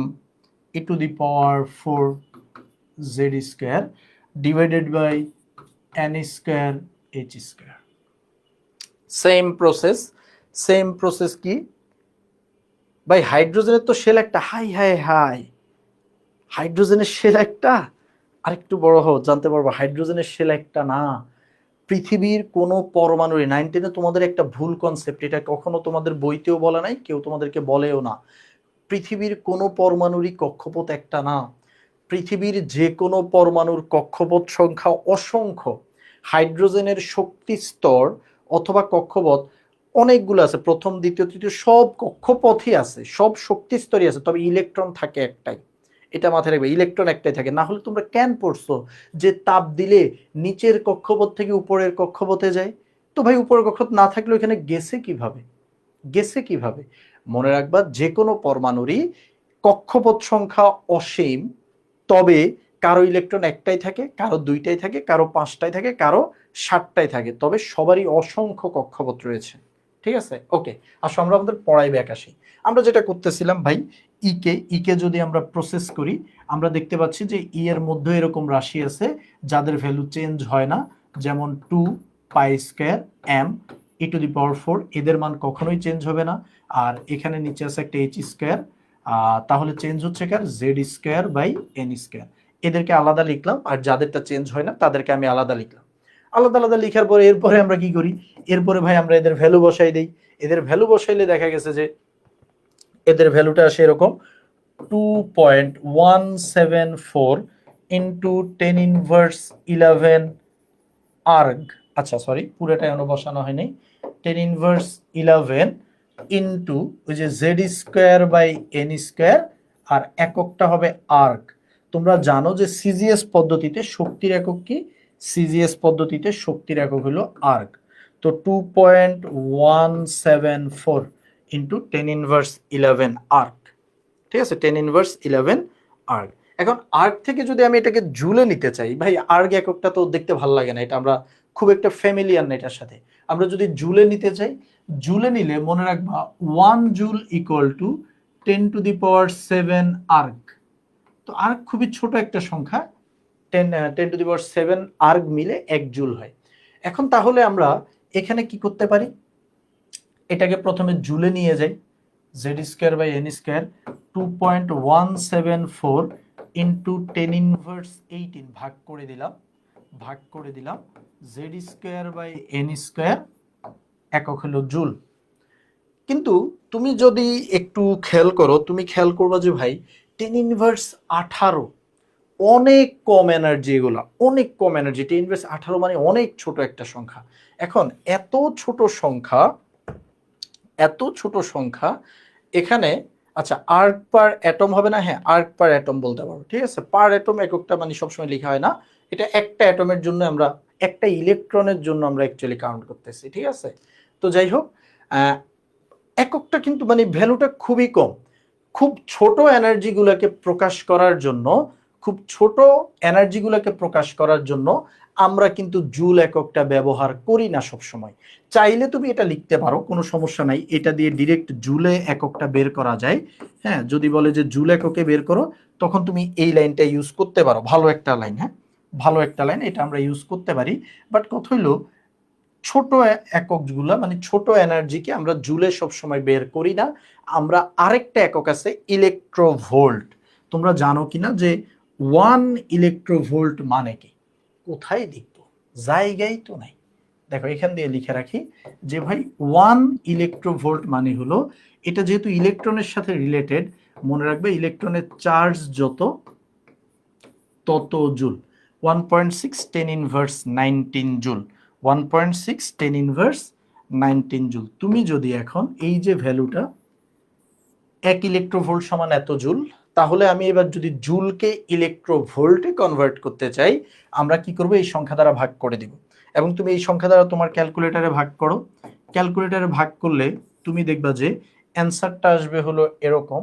আমি করছিলাম যে 13.6 আসবে, এবং আমাদের z²/n², এবং তখন কিন্তু আমাদের কাছে এককটা আর জুল থাকবে না, তখন এককটা হয়ে যাবে ইলেকট্রোভোল্ট। ইলেকট্রোভোল্ট এটা শক্তির আরেকটা একক, যেটা হলো খুবই ছোট একটা একক।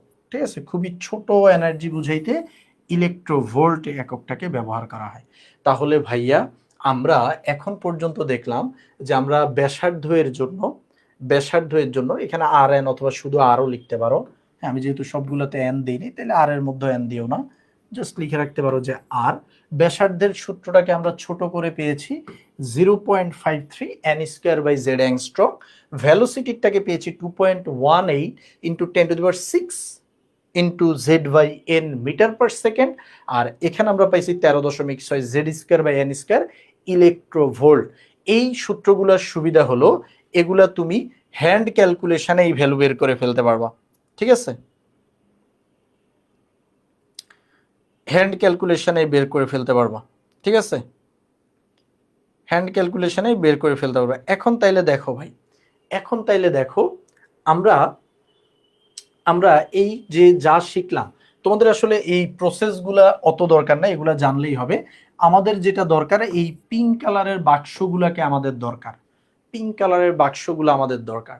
এখন আসো, এই পিঙ্ক কালারের বাক্সগুলো হলে দেখো আমরা কি করতে পারি।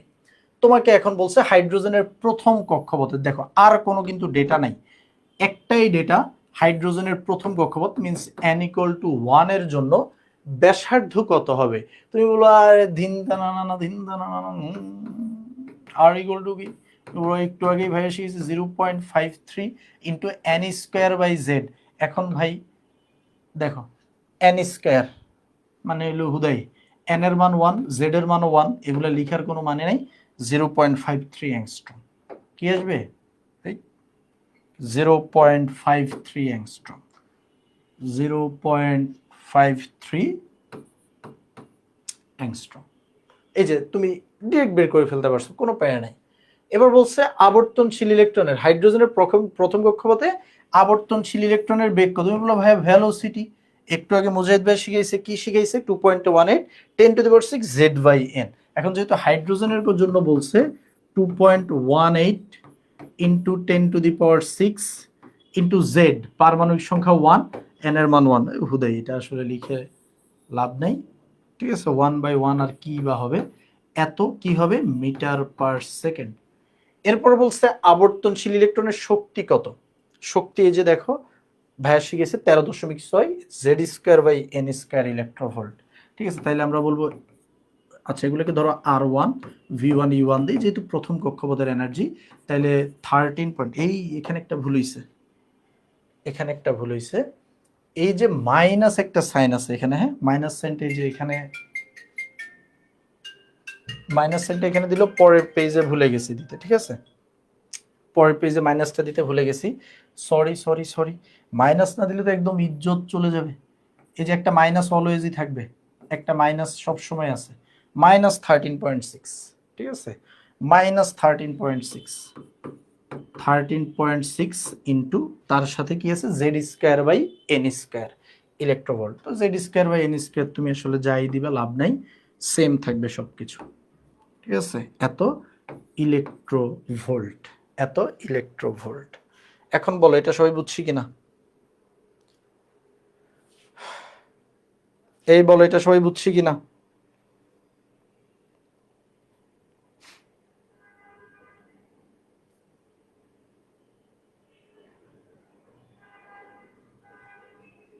এটা কি লাস্ট পাবলিক ক্লাস? হ্যাঁ chemistry last public class, and ফিজিক্সের ক্লাস আছে এরপরে, হ্যাঁ আমাদের ওস্তাদ উচ্ছ্বাস ভাই নেবেন। ওকে তাহলে বলো এই এটা বুঝছো কিনা বলো? বুঝছি স্যার, বুঝছি স্যার, বুঝছি স্যার। ওকে বলো বলো বলো।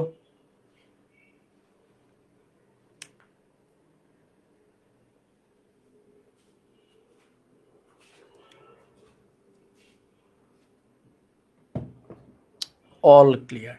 ওকে এখন দেখো, এখন দেখো তোমাকে যদি আমি বলি ব্যাসার্ধ নিয়ে ধরো আমরা আরেকটু খেলাধুলা করতে যাচ্ছি। ব্যাসার্ধ তো 1 নাম্বারেরটা সবাই বের করলাম, 1 নাম্বারেরটা কি করলাম সবাই বের করলাম।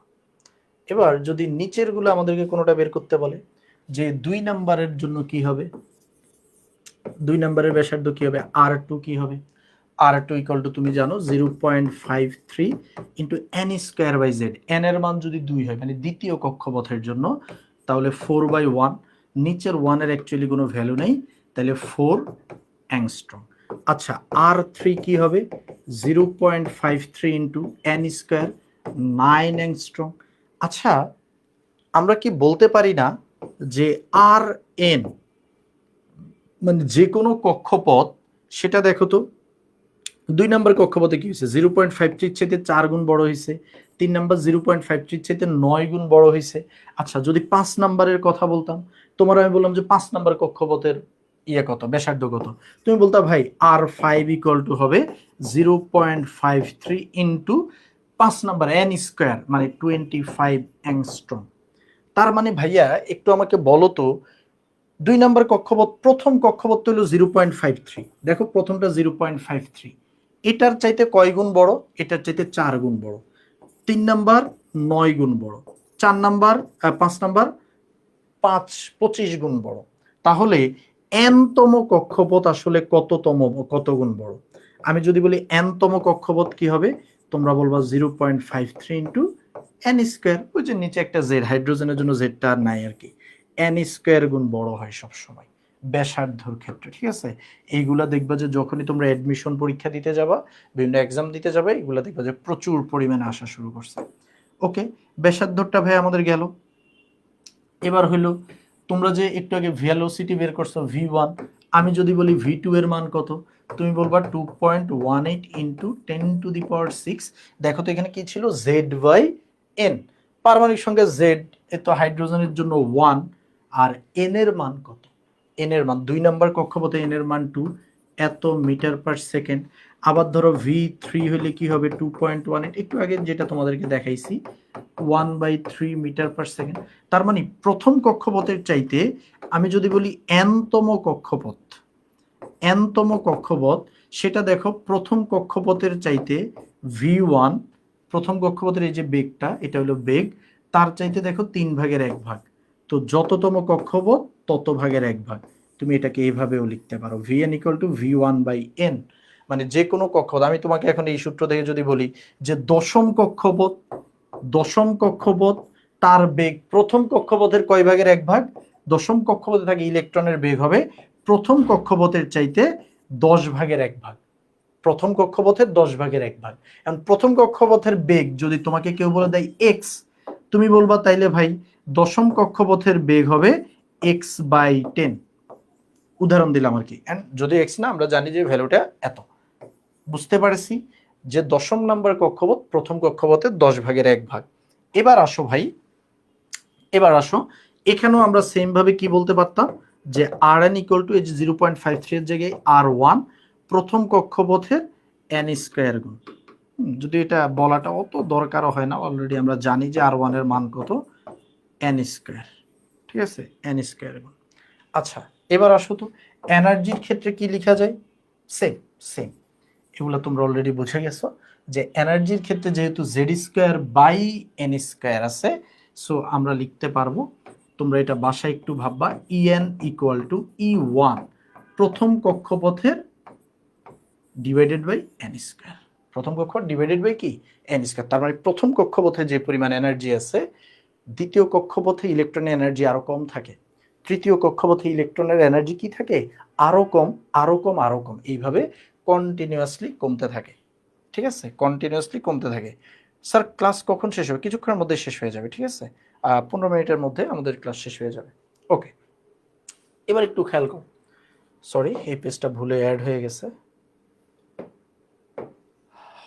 আমাদের পরেরটা দেখি। আমাদেরকে বলছে হাইড্রোজেনের প্রথম কক্ষপথের সমান ব্যাসার্ধ নিচের কোনটির। ও অ্যামেজিং একটা এমসিকিউ, দেখি কে কে এটার অ্যান্সার বলতে পারো, কে কে এটার অ্যান্সার বলতে পারো। এই বলো। আচ্ছা তোমরা যাওয়ার টাইমে আল্লাহ হাফেজ সবাইকে, তোমাকে আল্লাহ হাফেজ দিতে বলছে কে? ক্লাস করতে পারলে করবা শেষ পর্যন্ত, না হলে নিজের কাজে চলে যাবা, ঠিক আছে?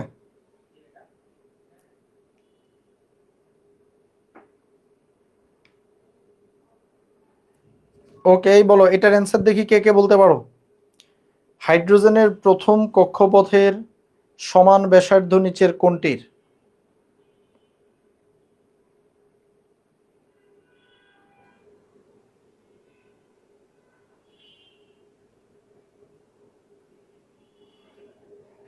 বলো।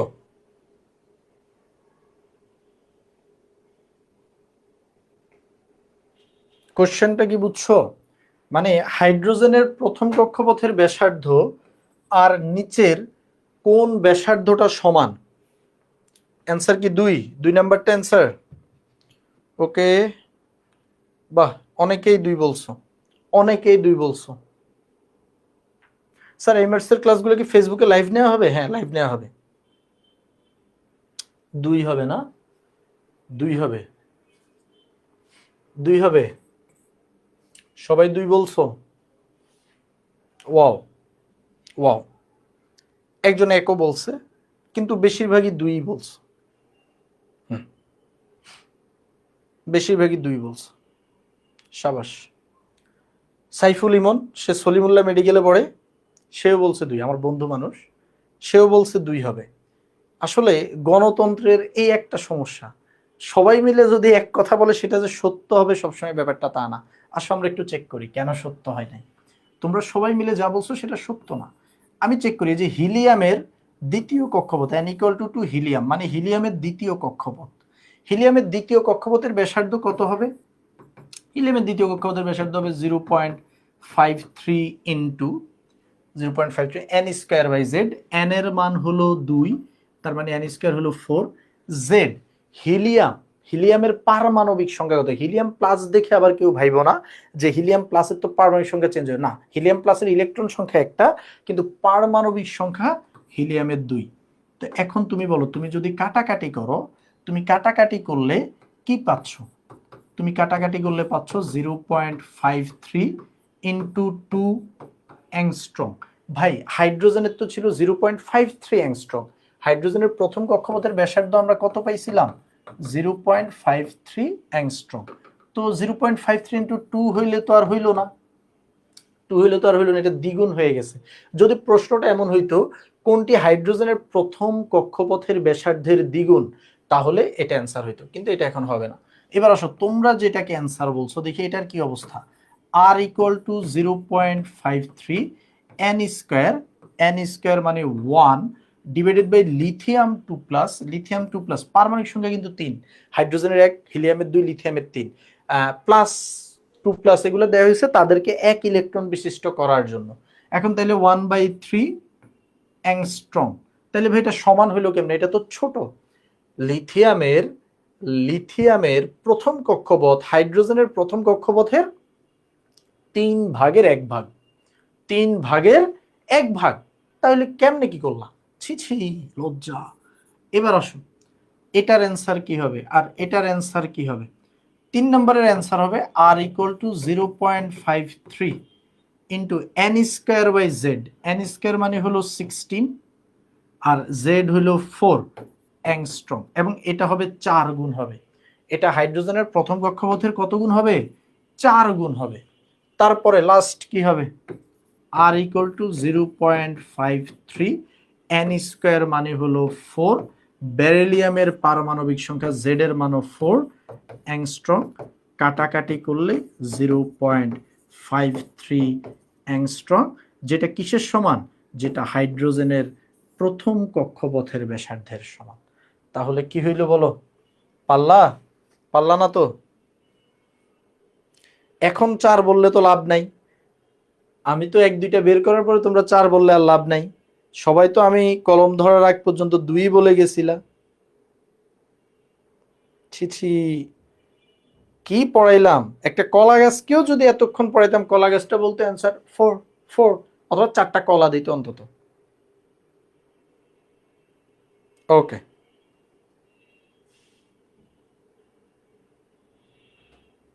বুঝতে পেরেছো? এটা বুঝতে পারছি কি না? Sir r2 = r1 × n square, এই ফর্মুলা অনুযায়ী তো। আহারে, ওই ফর্মুলা কিসের জন্য? এটা শুধুমাত্র হাইড্রোজেনের জন্য, এটা শুধুমাত্র হাইড্রোজেনের জন্য। কারণ এখানে তো জেড কে উপেক্ষা করা হয়েছে, জেড এর মান 1 দেখে। কিন্তু এখানে কি এরা সবাই হাইড্রোজেন? এরা হিলিয়াম, লিথিয়াম, বেরিলিয়াম, এখানে কিন্তু সবাই হাইড্রোজেন না।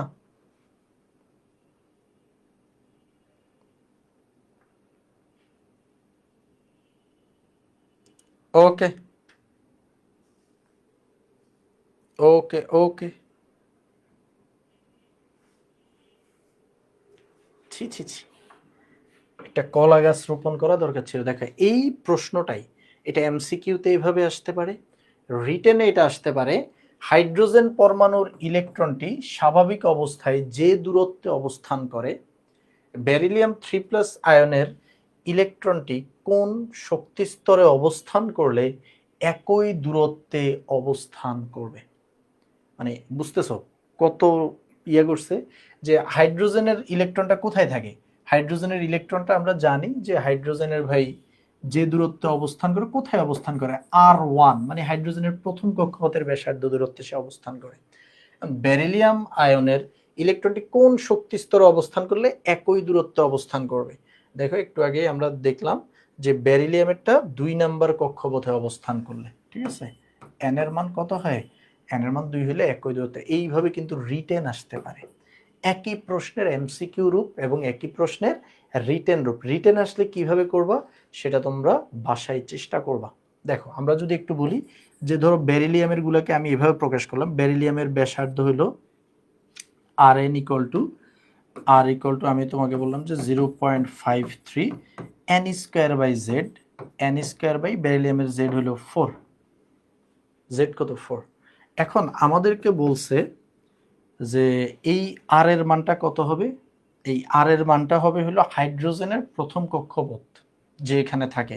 তো হাইড্রোজেনের প্রথম কক্ষপথের ভ্যালু হলো 0.53, এই পাশে 0.53 এন স্কোয়ার বাই জেড মানে 4, 53 কাটা, তাহলে এন স্কোয়ার ইকুয়াল টু 4 আর এন ইকুয়াল টু কত আসবে 2। রিটেন আসলে এইভাবে করবা যে এন এর মান 2, ঠিক আছে। এই যে আর মানে হলো ব্যাসার্ধ, দূরত্ব।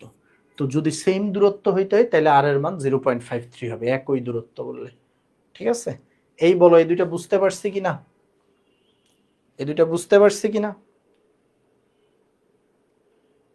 এই যে আলবার্ট আইনস্টাইন এসে তোমাদেরকে বকা দিয়ে গেছে, আলবার্ট আইনস্টাইন পর্যন্ত ক্লাসে চলে আসে, কোন দুনিয়ায় আছি।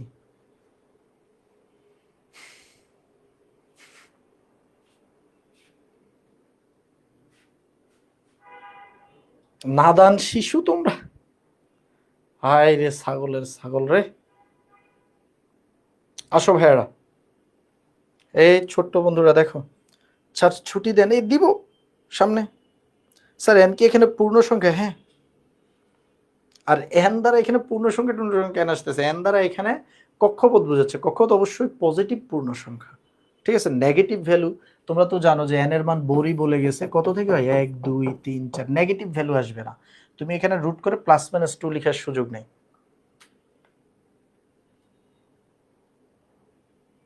স্যার কেমিস্ট্রি নেক্সট ক্লাস এই মাসে কবে হবে? কেমিস্ট্রি তোমাদেরকে যে রুটিন দেওয়া হয়েছে, তোমাদের রুটিন যেন কিবা সোমবার বুধবার মেবি, হ্যাঁ সোমবার বুধবার মেবি এই রুটিনটা, যে রুটিনে ফ্রি ক্লাস উইকটা গেছে এই রুটিনে আমাদের পেইড উইকগুলো শুরু হয়ে যাবে আগামী উইক থেকে। ওকে, এবার আসো, বলছে হাইড্রোজেনের একটি ইলেকট্রন প্রথম কক্ষপথ থেকে চতুর্থ কক্ষপথে উন্নীত হলে ব্যাসার্ধ কত গুণ হবে। ভাই প্রথম কক্ষপথ থেকে সেই আছে আর ওয়ান এর ভ্যালু কত 0.53 অ্যাংস্ট্রম, চতুর্থ কক্ষপথে গেছে R4 equal to 0.53 N square by Z. এখন এন স্কোয়ারের মান হবে কত 16 আর জেড এর মান তো 1, তাহলে এত অ্যাংস্ট্রম। যদি বলে ভাইয়া কত গুণ হয়ে গেছে ব্যাসার্ধ, তুমি দেখেই বুঝতেছো কত গুণ হয়েছে, 16 গুণ হয়ে গেছে, 16 গুণ। ওকে, এবার আসো, হাইড্রোজেন পরমাণুর ইলেকট্রনের গতিবেগ আলোর বেগের 1/275 হলে ইলেকট্রনটি কোন কক্ষপথে আবর্তনশীল। এটা কি কেউ করতে পারবা? ওয়াও, এখন দেখো ভাইয়া, বলছে হাইড্রোজেন পরমাণুর কক্ষপথের গতিবেগ, হ্যাঁ ইলেকট্রনের গতিবেগ, পরমাণুর ইলেকট্রনের গতিবেগ আলোর বেগের এত। দ্যাট মিনস তোমাকে কিন্তু এবার ভ্যালোসিটি দিয়ে দিছে, তোমাকে কি দিয়ে দিছে ভাইয়া, বেগ গতিবেগ দিয়ে দিছে। এখন তোমাকে বলছে কোন কক্ষপথে আবর্তনশীল, মিনস এন এর মানটা কত। দেখো এখন এতক্ষণ এন এর মান দিয়ে আমাদের কাছে বেগ চাইছে, এবার এবার বেগ দিয়ে দিয়ে এন এর মান চাইছে। এখন এখানে বেগের মান কত দেয়া, এখানে বেগের মান দেয়া আলোর বেগের 275 ভাগের 1 ভাগ। এখন আলোর বেগ হলো 3 × 10⁸ divided by 275 metre per second. এখন তুমি এন এর মান বের করবা। আমরা জানি ভাই ভি ইকুয়াল টু কি, V equal to 2.18 into 10⁶ into সূত্রটা কি ছিল, জেড বাই এন। এখন হাইড্রোজেন পরমাণু যেহেতু জেড এর মান 1, আচ্ছা আমরা তাও লিখে রাখি জেড বাই এন। তো এখন দেখো ভি এর ভ্যালু কিন্তু তুমি অলরেডি জানো যে ভি এর ভ্যালু এটা, এটা হলো আমরা লিখলাম যে প্রশ্ন মতে, আর এটা হলো আমাদের দেয়া আছে, ঠিক আছে, গিভেন, এটা হলো আমাদেরকে দেয়া আছে। এখন তাইলে খেয়াল করো, আমরা ভি যেটা আমাদেরকে দেয়া আছে আমরা সেটা বসাই দিই 3 × 10⁸ ডিভাইডেড বাই 275, আর আমাদের ভি এর সূত্রটার মধ্যে আমরা মান বসাই দিই 18 10⁶ ইন্টু জেড এর মান 1 এন। তুমি এবার দেখো পুরো ইকুয়েশনের মধ্যে এন এর মানটা তুমি জানো না, একবার এন এর মানটা বের করে ফেলো। এন কে পাশে নিয়ে আসো, এন ইকুয়াল টু কত লিখা যায়, এন কে পাশে এনে এদেরকে ওই পাশে পাঠিয়ে দাও, জাস্ট সাইড চেঞ্জ করে, তাহলে এই পাশে আসলে এটা উল্টে যাবে 275 উপরে 3 × 10⁸ এন এর কোনো একক নেই, ঠিক আছে, এন এর কোনো কি নেই, এন এর কোনো একক নেই। তাহলে এখন বলো 3 × 10⁸ কি 108 এর মতো দেখা যাচ্ছে, 3 × 10⁸। এখন বলো ভাই n ইকুয়াল টু কত, 2 হয়? ও তোমরা যা বলছো তা বিশ্বাস করলাম, কিন্তু তোমাদেরকে বিশ্বাস করে যাবার কোন ধরা খাই, হ্যাঁ এটা ভুল হইলে কিন্তু তোমাদের দোষ, আমি এটার কোনো দায়ভার নিব না, ঠিক আছে। n ইকুয়াল টু 2, ওই যে 1.99 এরকম কোনো একটা ভ্যালু আসবে, সেটাকে আমরা 2 লিখে দিব, ঠিক আছে। চাইলে এইভাবেও লিখতে পারো যে হ্যাঁ যদি 1.99, অ্যাকচুয়ালি বরাবর 2 তো কখনোই আসবে না, 1.998 বা এই টাইপের কোনো একটা ভ্যালু আসলো, সাপোজ 99.86 ধরো এটা আসলো, তখন কি করবা, এটাকে এইভাবে দিয়ে 2 লিখে দিবা যে এটা ভেরি ক্লোজ টু 2, অ্যাকচুয়ালি ভ্যালুটা 2, তার মানে ইলেকট্রনটা দ্বিতীয় কক্ষপথে আবর্তনশীল ছিল, ঠিক আছে। এটা ইম্পর্টেন্ট একটা প্রশ্ন। এবার আসো আমাদের লাস্ট প্রশ্ন না, এটার পরে মেবি আর এক দুইটা প্রশ্ন আছে। এখানে এই প্রশ্নটা এবার বোর্ডে আসে, এই যে কয়েকদিন আগে যে ইন্টারমিডিয়েট পরীক্ষাটা হলো, হ্যাঁ এখন তো পরীক্ষা এখনো চলতেছে, এইটাই কিন্তু এই প্রশ্নটা আসে এবং অনেকেই সেটা পারে নাই, ঠিক আছে। ওকে, তো দেখো প্রশ্নটা কি, হাইড্রোজেন পরমাণুর তৃতীয় বোর কক্ষে আবর্তনশীল ইলেকট্রনের বেগ নির্ণয় করো। ওকে, বেগ নির্ণয় করলাম। নিউক্লিয়াসকে ঘিরে এই ইলেকট্রনটি প্রতি সেকেন্ডে কতবার আবর্তন করবে। ওকে, আমি আগে ব্যাপারটা একটু প্রথম অংশটা করি। কি বলছে, হাইড্রোজেনের তৃতীয় বোর কক্ষপথে ইলেকট্রনের বেগ, velocity V equal to 2.18 into 10⁶ z/n metre per second. তো তৃতীয় কক্ষপথে যেহেতু বলছে 2.18 10⁶ z এর মান 13 মিটার পার সেকেন্ড। এখন ভাই আসো আমরা আগে এটা বের করি, এটার মান কত, 2.18 ইন্টু 10⁶ ইন্টু 1/3, এটার ভ্যালু হলো 7.267 10⁵ মিটার পার সেকেন্ড। এটা হলো আমাদের বেগ ইলেকট্রনটার। এখন বলছে নিউক্লিয়াসকে ঘিরে এই ইলেকট্রনটি প্রতি সেকেন্ডে কতবার আবর্তন করে, মানে এই তৃতীয় কক্ষপথে তুমি বেগ বের করলা, এখানে এ প্রতি সেকেন্ডে কতবার আবর্তন করে সেটা বের করতে হবে, প্রতি সেকেন্ডে কতবার। কেমনে বের করবা, দেখো এই যে দূরত্বটা, এই পথটা আছে, সে কি করতে হয়, এই পথটা পাড়ি দিতে হয়, কি কত বেগে, এত বেগে পাড়ি দিতে হয়। এখন এই পথের দৈর্ঘ্য, এই পথের যে দৈর্ঘ্য আছে, এই পথের দৈর্ঘ্যটাকেই আমরা কি বলি, পরিধি। এটাই কিন্তু তার অতিক্রান্ত দূরত্ব, সে পরিধি সমান দূরত্ব অতিক্রম করতে হয়। একবার যদি ঘুরে আসতে হয় কদ্দূর, পরিধি সমান দূরত্ব অতিক্রম করতে হয়। এখন এই পরিধিকে যদি আমরা কোনোভাবে তার বেগ দিয়ে ভাগ করে দেই, তাহলেই কিন্তু আমরা পেয়ে যাব প্রতি সেকেন্ডে সে কতবার ঘুরতে পারে। প্রতি সেকেন্ডে সে কতবার ঘুরতে পারবে সেটা আমরা পরিধিকে যদি বেগ দ্বারা বের করে দেই তাহলেই হয়ে যাবে। ঠিক আছে, এখন বলো তো ভাইয়া, পরিধি মানে কত? পরিধি পরিধি হলো 2πr। এখন ভাই আর এর মান তো আবার আমরা জানি না। হ্যাঁ, আর এর মান কত বলো? আমরা পরিধি যদি বের করতে চাই, পরিধি সমান সমান 2πr, 2 ইন্টু পাই ইন্টু আর। আর এর মান কত? আর এর মান বের করা যায় 0.53 into N square by Z. 0.53 into N square by Z, যেহেতু 3 নম্বর কক্ষপথ 9, ঠিক আছে, 9 ডিভাইডেড বাই জেড। জেড তো পারমাণবিক সংখ্যা, এটা হলো এত মিটার, সরি এটা কিন্তু এত অ্যাংস্ট্রং আসে।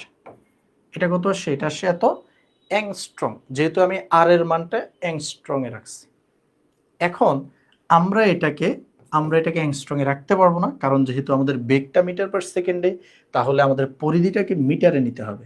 তাহলে 2 into pi into 0.53 into 9 into 10 to the power 10 inverse 10, ঠিক আছে, এত মিটার। 10 inverse 10 metre. তো এটাকে ক্যালকুলেটরে দাও, আমরা আমাদের পরিধিটা পেয়ে যাব। পরিধিটা কি হবে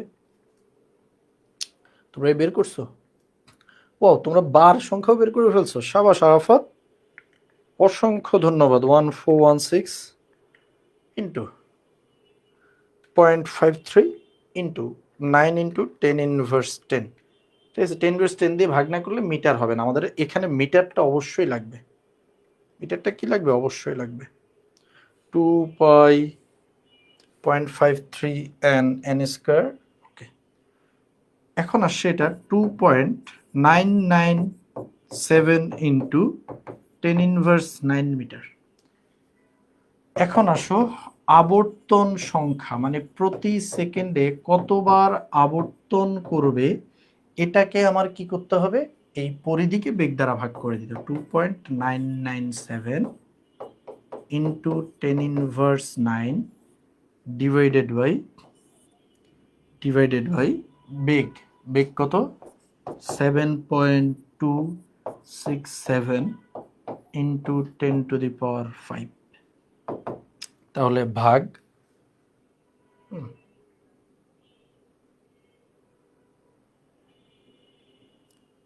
7.267 ইন্টু 10 টু দি পাওয়ার 5। এই আমরা এই কোনো জায়গায় ভুল করছি? আমরা কি কোনো জায়গায় ভুল করেছি?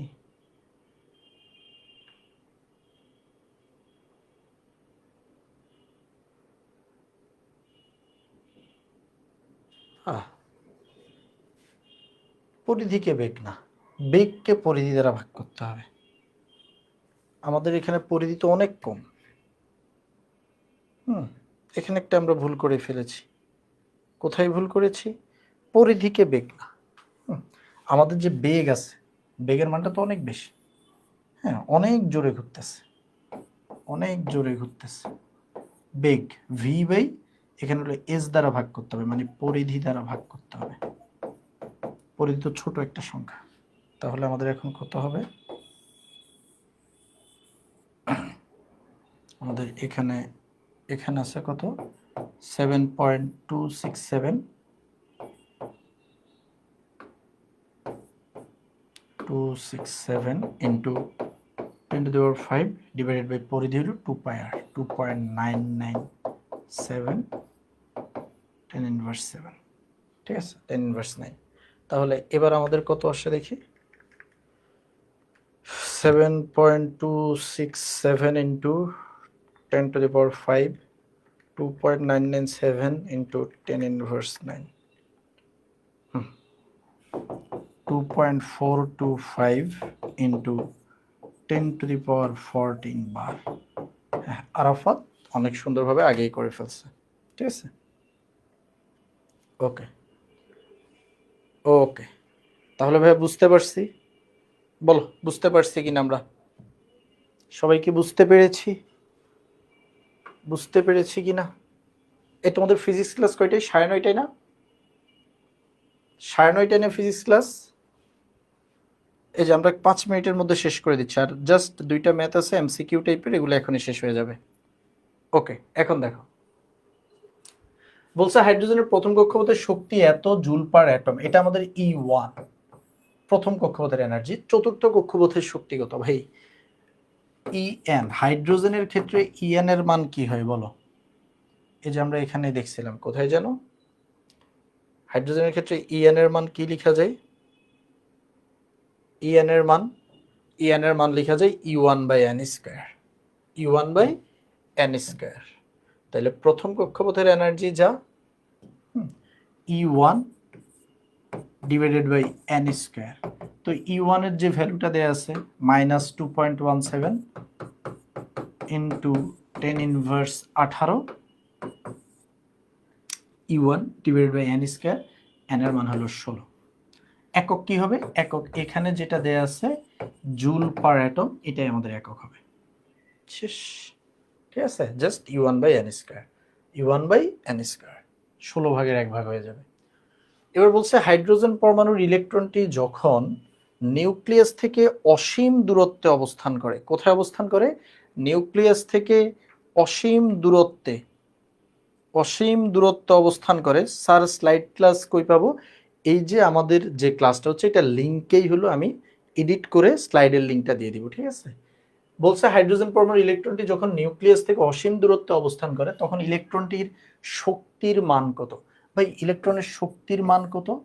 -13.6 Z²/n², এত ইলেকট্রোভোল্ট। এখন আমাদেরকে বলছে যখন অসীম দূরত্বে অবস্থান করে, অসীম দূরত্বে অবস্থান করা মানে কোন কক্ষপথে আছে? অসীম কক্ষপথে সে আছে। অসীম দূরত্বে তো অসীমতম কক্ষপথই আছে, ঠিক না? ওখানে তো আর কোন কক্ষপথ আছে আমরা গুণে বের করতে পারবো না। তাহলে আমাদের ই এর মানটা কত হবে? ই এর মানটা হবে -13.6, জেড এর মান 1, n² এর মান হলো অসীম। অসীম স্কোয়ার দাও আর অসীম একই জিনিস, এবং দেখো যে ভ্যালুটা 0 চলে আসবে। ইকুয়াল টু কত? 0। তার মানে যেই ইলেকট্রনটা নিউক্লিয়াস থেকে অসীম দূরত্ব, মানে মুক্ত ইলেকট্রন, ওটা অ্যাকচুয়ালি আর নিউক্লিয়াসেই নাই, ওটা একটা মুক্ত ইলেকট্রন, সেটার এনার্জি হলো 0। সেটার এনার্জি কত? 0। এটা এমসিকিউ আকারেও আসতে পারে, এনার্জি হলো 0। বা তোমরা আগে অ্যান্সার বলে দিয়েছো, অসাধারণ অসাধারণ, তোমরা জোস, ঠিক আছে? তো আজকে এ পর্যন্তই। আমাদের কিছুক্ষণ পরে আবার ফিজিক্স ক্লাস শুরু হয়ে যাবে, নাহলে আমি তোমাদেরকে ডি ব্রগলির দ্বৈত নীতিও পড়াবো ভাবছিলাম, বাট আমাদের টাইমটা একটু কম হয়ে গেছে, বা আগের জিনিসগুলো একটু দেখাই আমরা বুঝে বুঝে আসার কারণে আমাদের ডি ব্রগলি নেক্সট ক্লাসে চলে যাবে। কোনো প্যারা নেওয়ার কিছু নেই, সামনের সপ্তাহ থেকে তোমরা পুরা দমে আমাদের পেইড ব্যাচের সব ক্লাস শুরু হয়ে যাবে ইনশাল্লাহ। তখন আর পাবলিক লাইভে তোমাদের সাথে দেখা হবে না। তো এ পর্যন্তই তোমাদের সাথে আজকে আমার দেখা। আর এর মাধ্যমেই আমাদের আজকে যে কেমিস্ট্রির পাবলিক লাইভ ছিল, 4টা পাবলিক লাইভ, সেই 4টা পাবলিক লাইভের শেষ লাইভটা আজকেই হলো। সবাইকে অসংখ্য ধন্যবাদ, সবাই সুস্থ থাকবে, ভালো থাকবে, আল্লাহ হাফেজ। একজন বলছে শূন্য কি জন্য হবে স্যার? কোনো সংখ্যাকে তুমি অসীমবার ভাগ করলে সেটার মান 0 হয়ে যাবে, ঠিক আছে? ক্যালকুলেটার দাও, দেখবে 0 চলে আসবে। কোনো সংখ্যাকে অসীমবার তুমি যদি ভাগ করো, নিচে যদি ইনফিনিটি থাকে, তাহলে ভ্যালুটা 0 হবে, ঠিক আছে? ওকে ভাই, অ্যাটম বোমা বানানো শিখাবেন কবে? অ্যাটম বোমা বানানো শেখানো হবে, প্যারা নাই।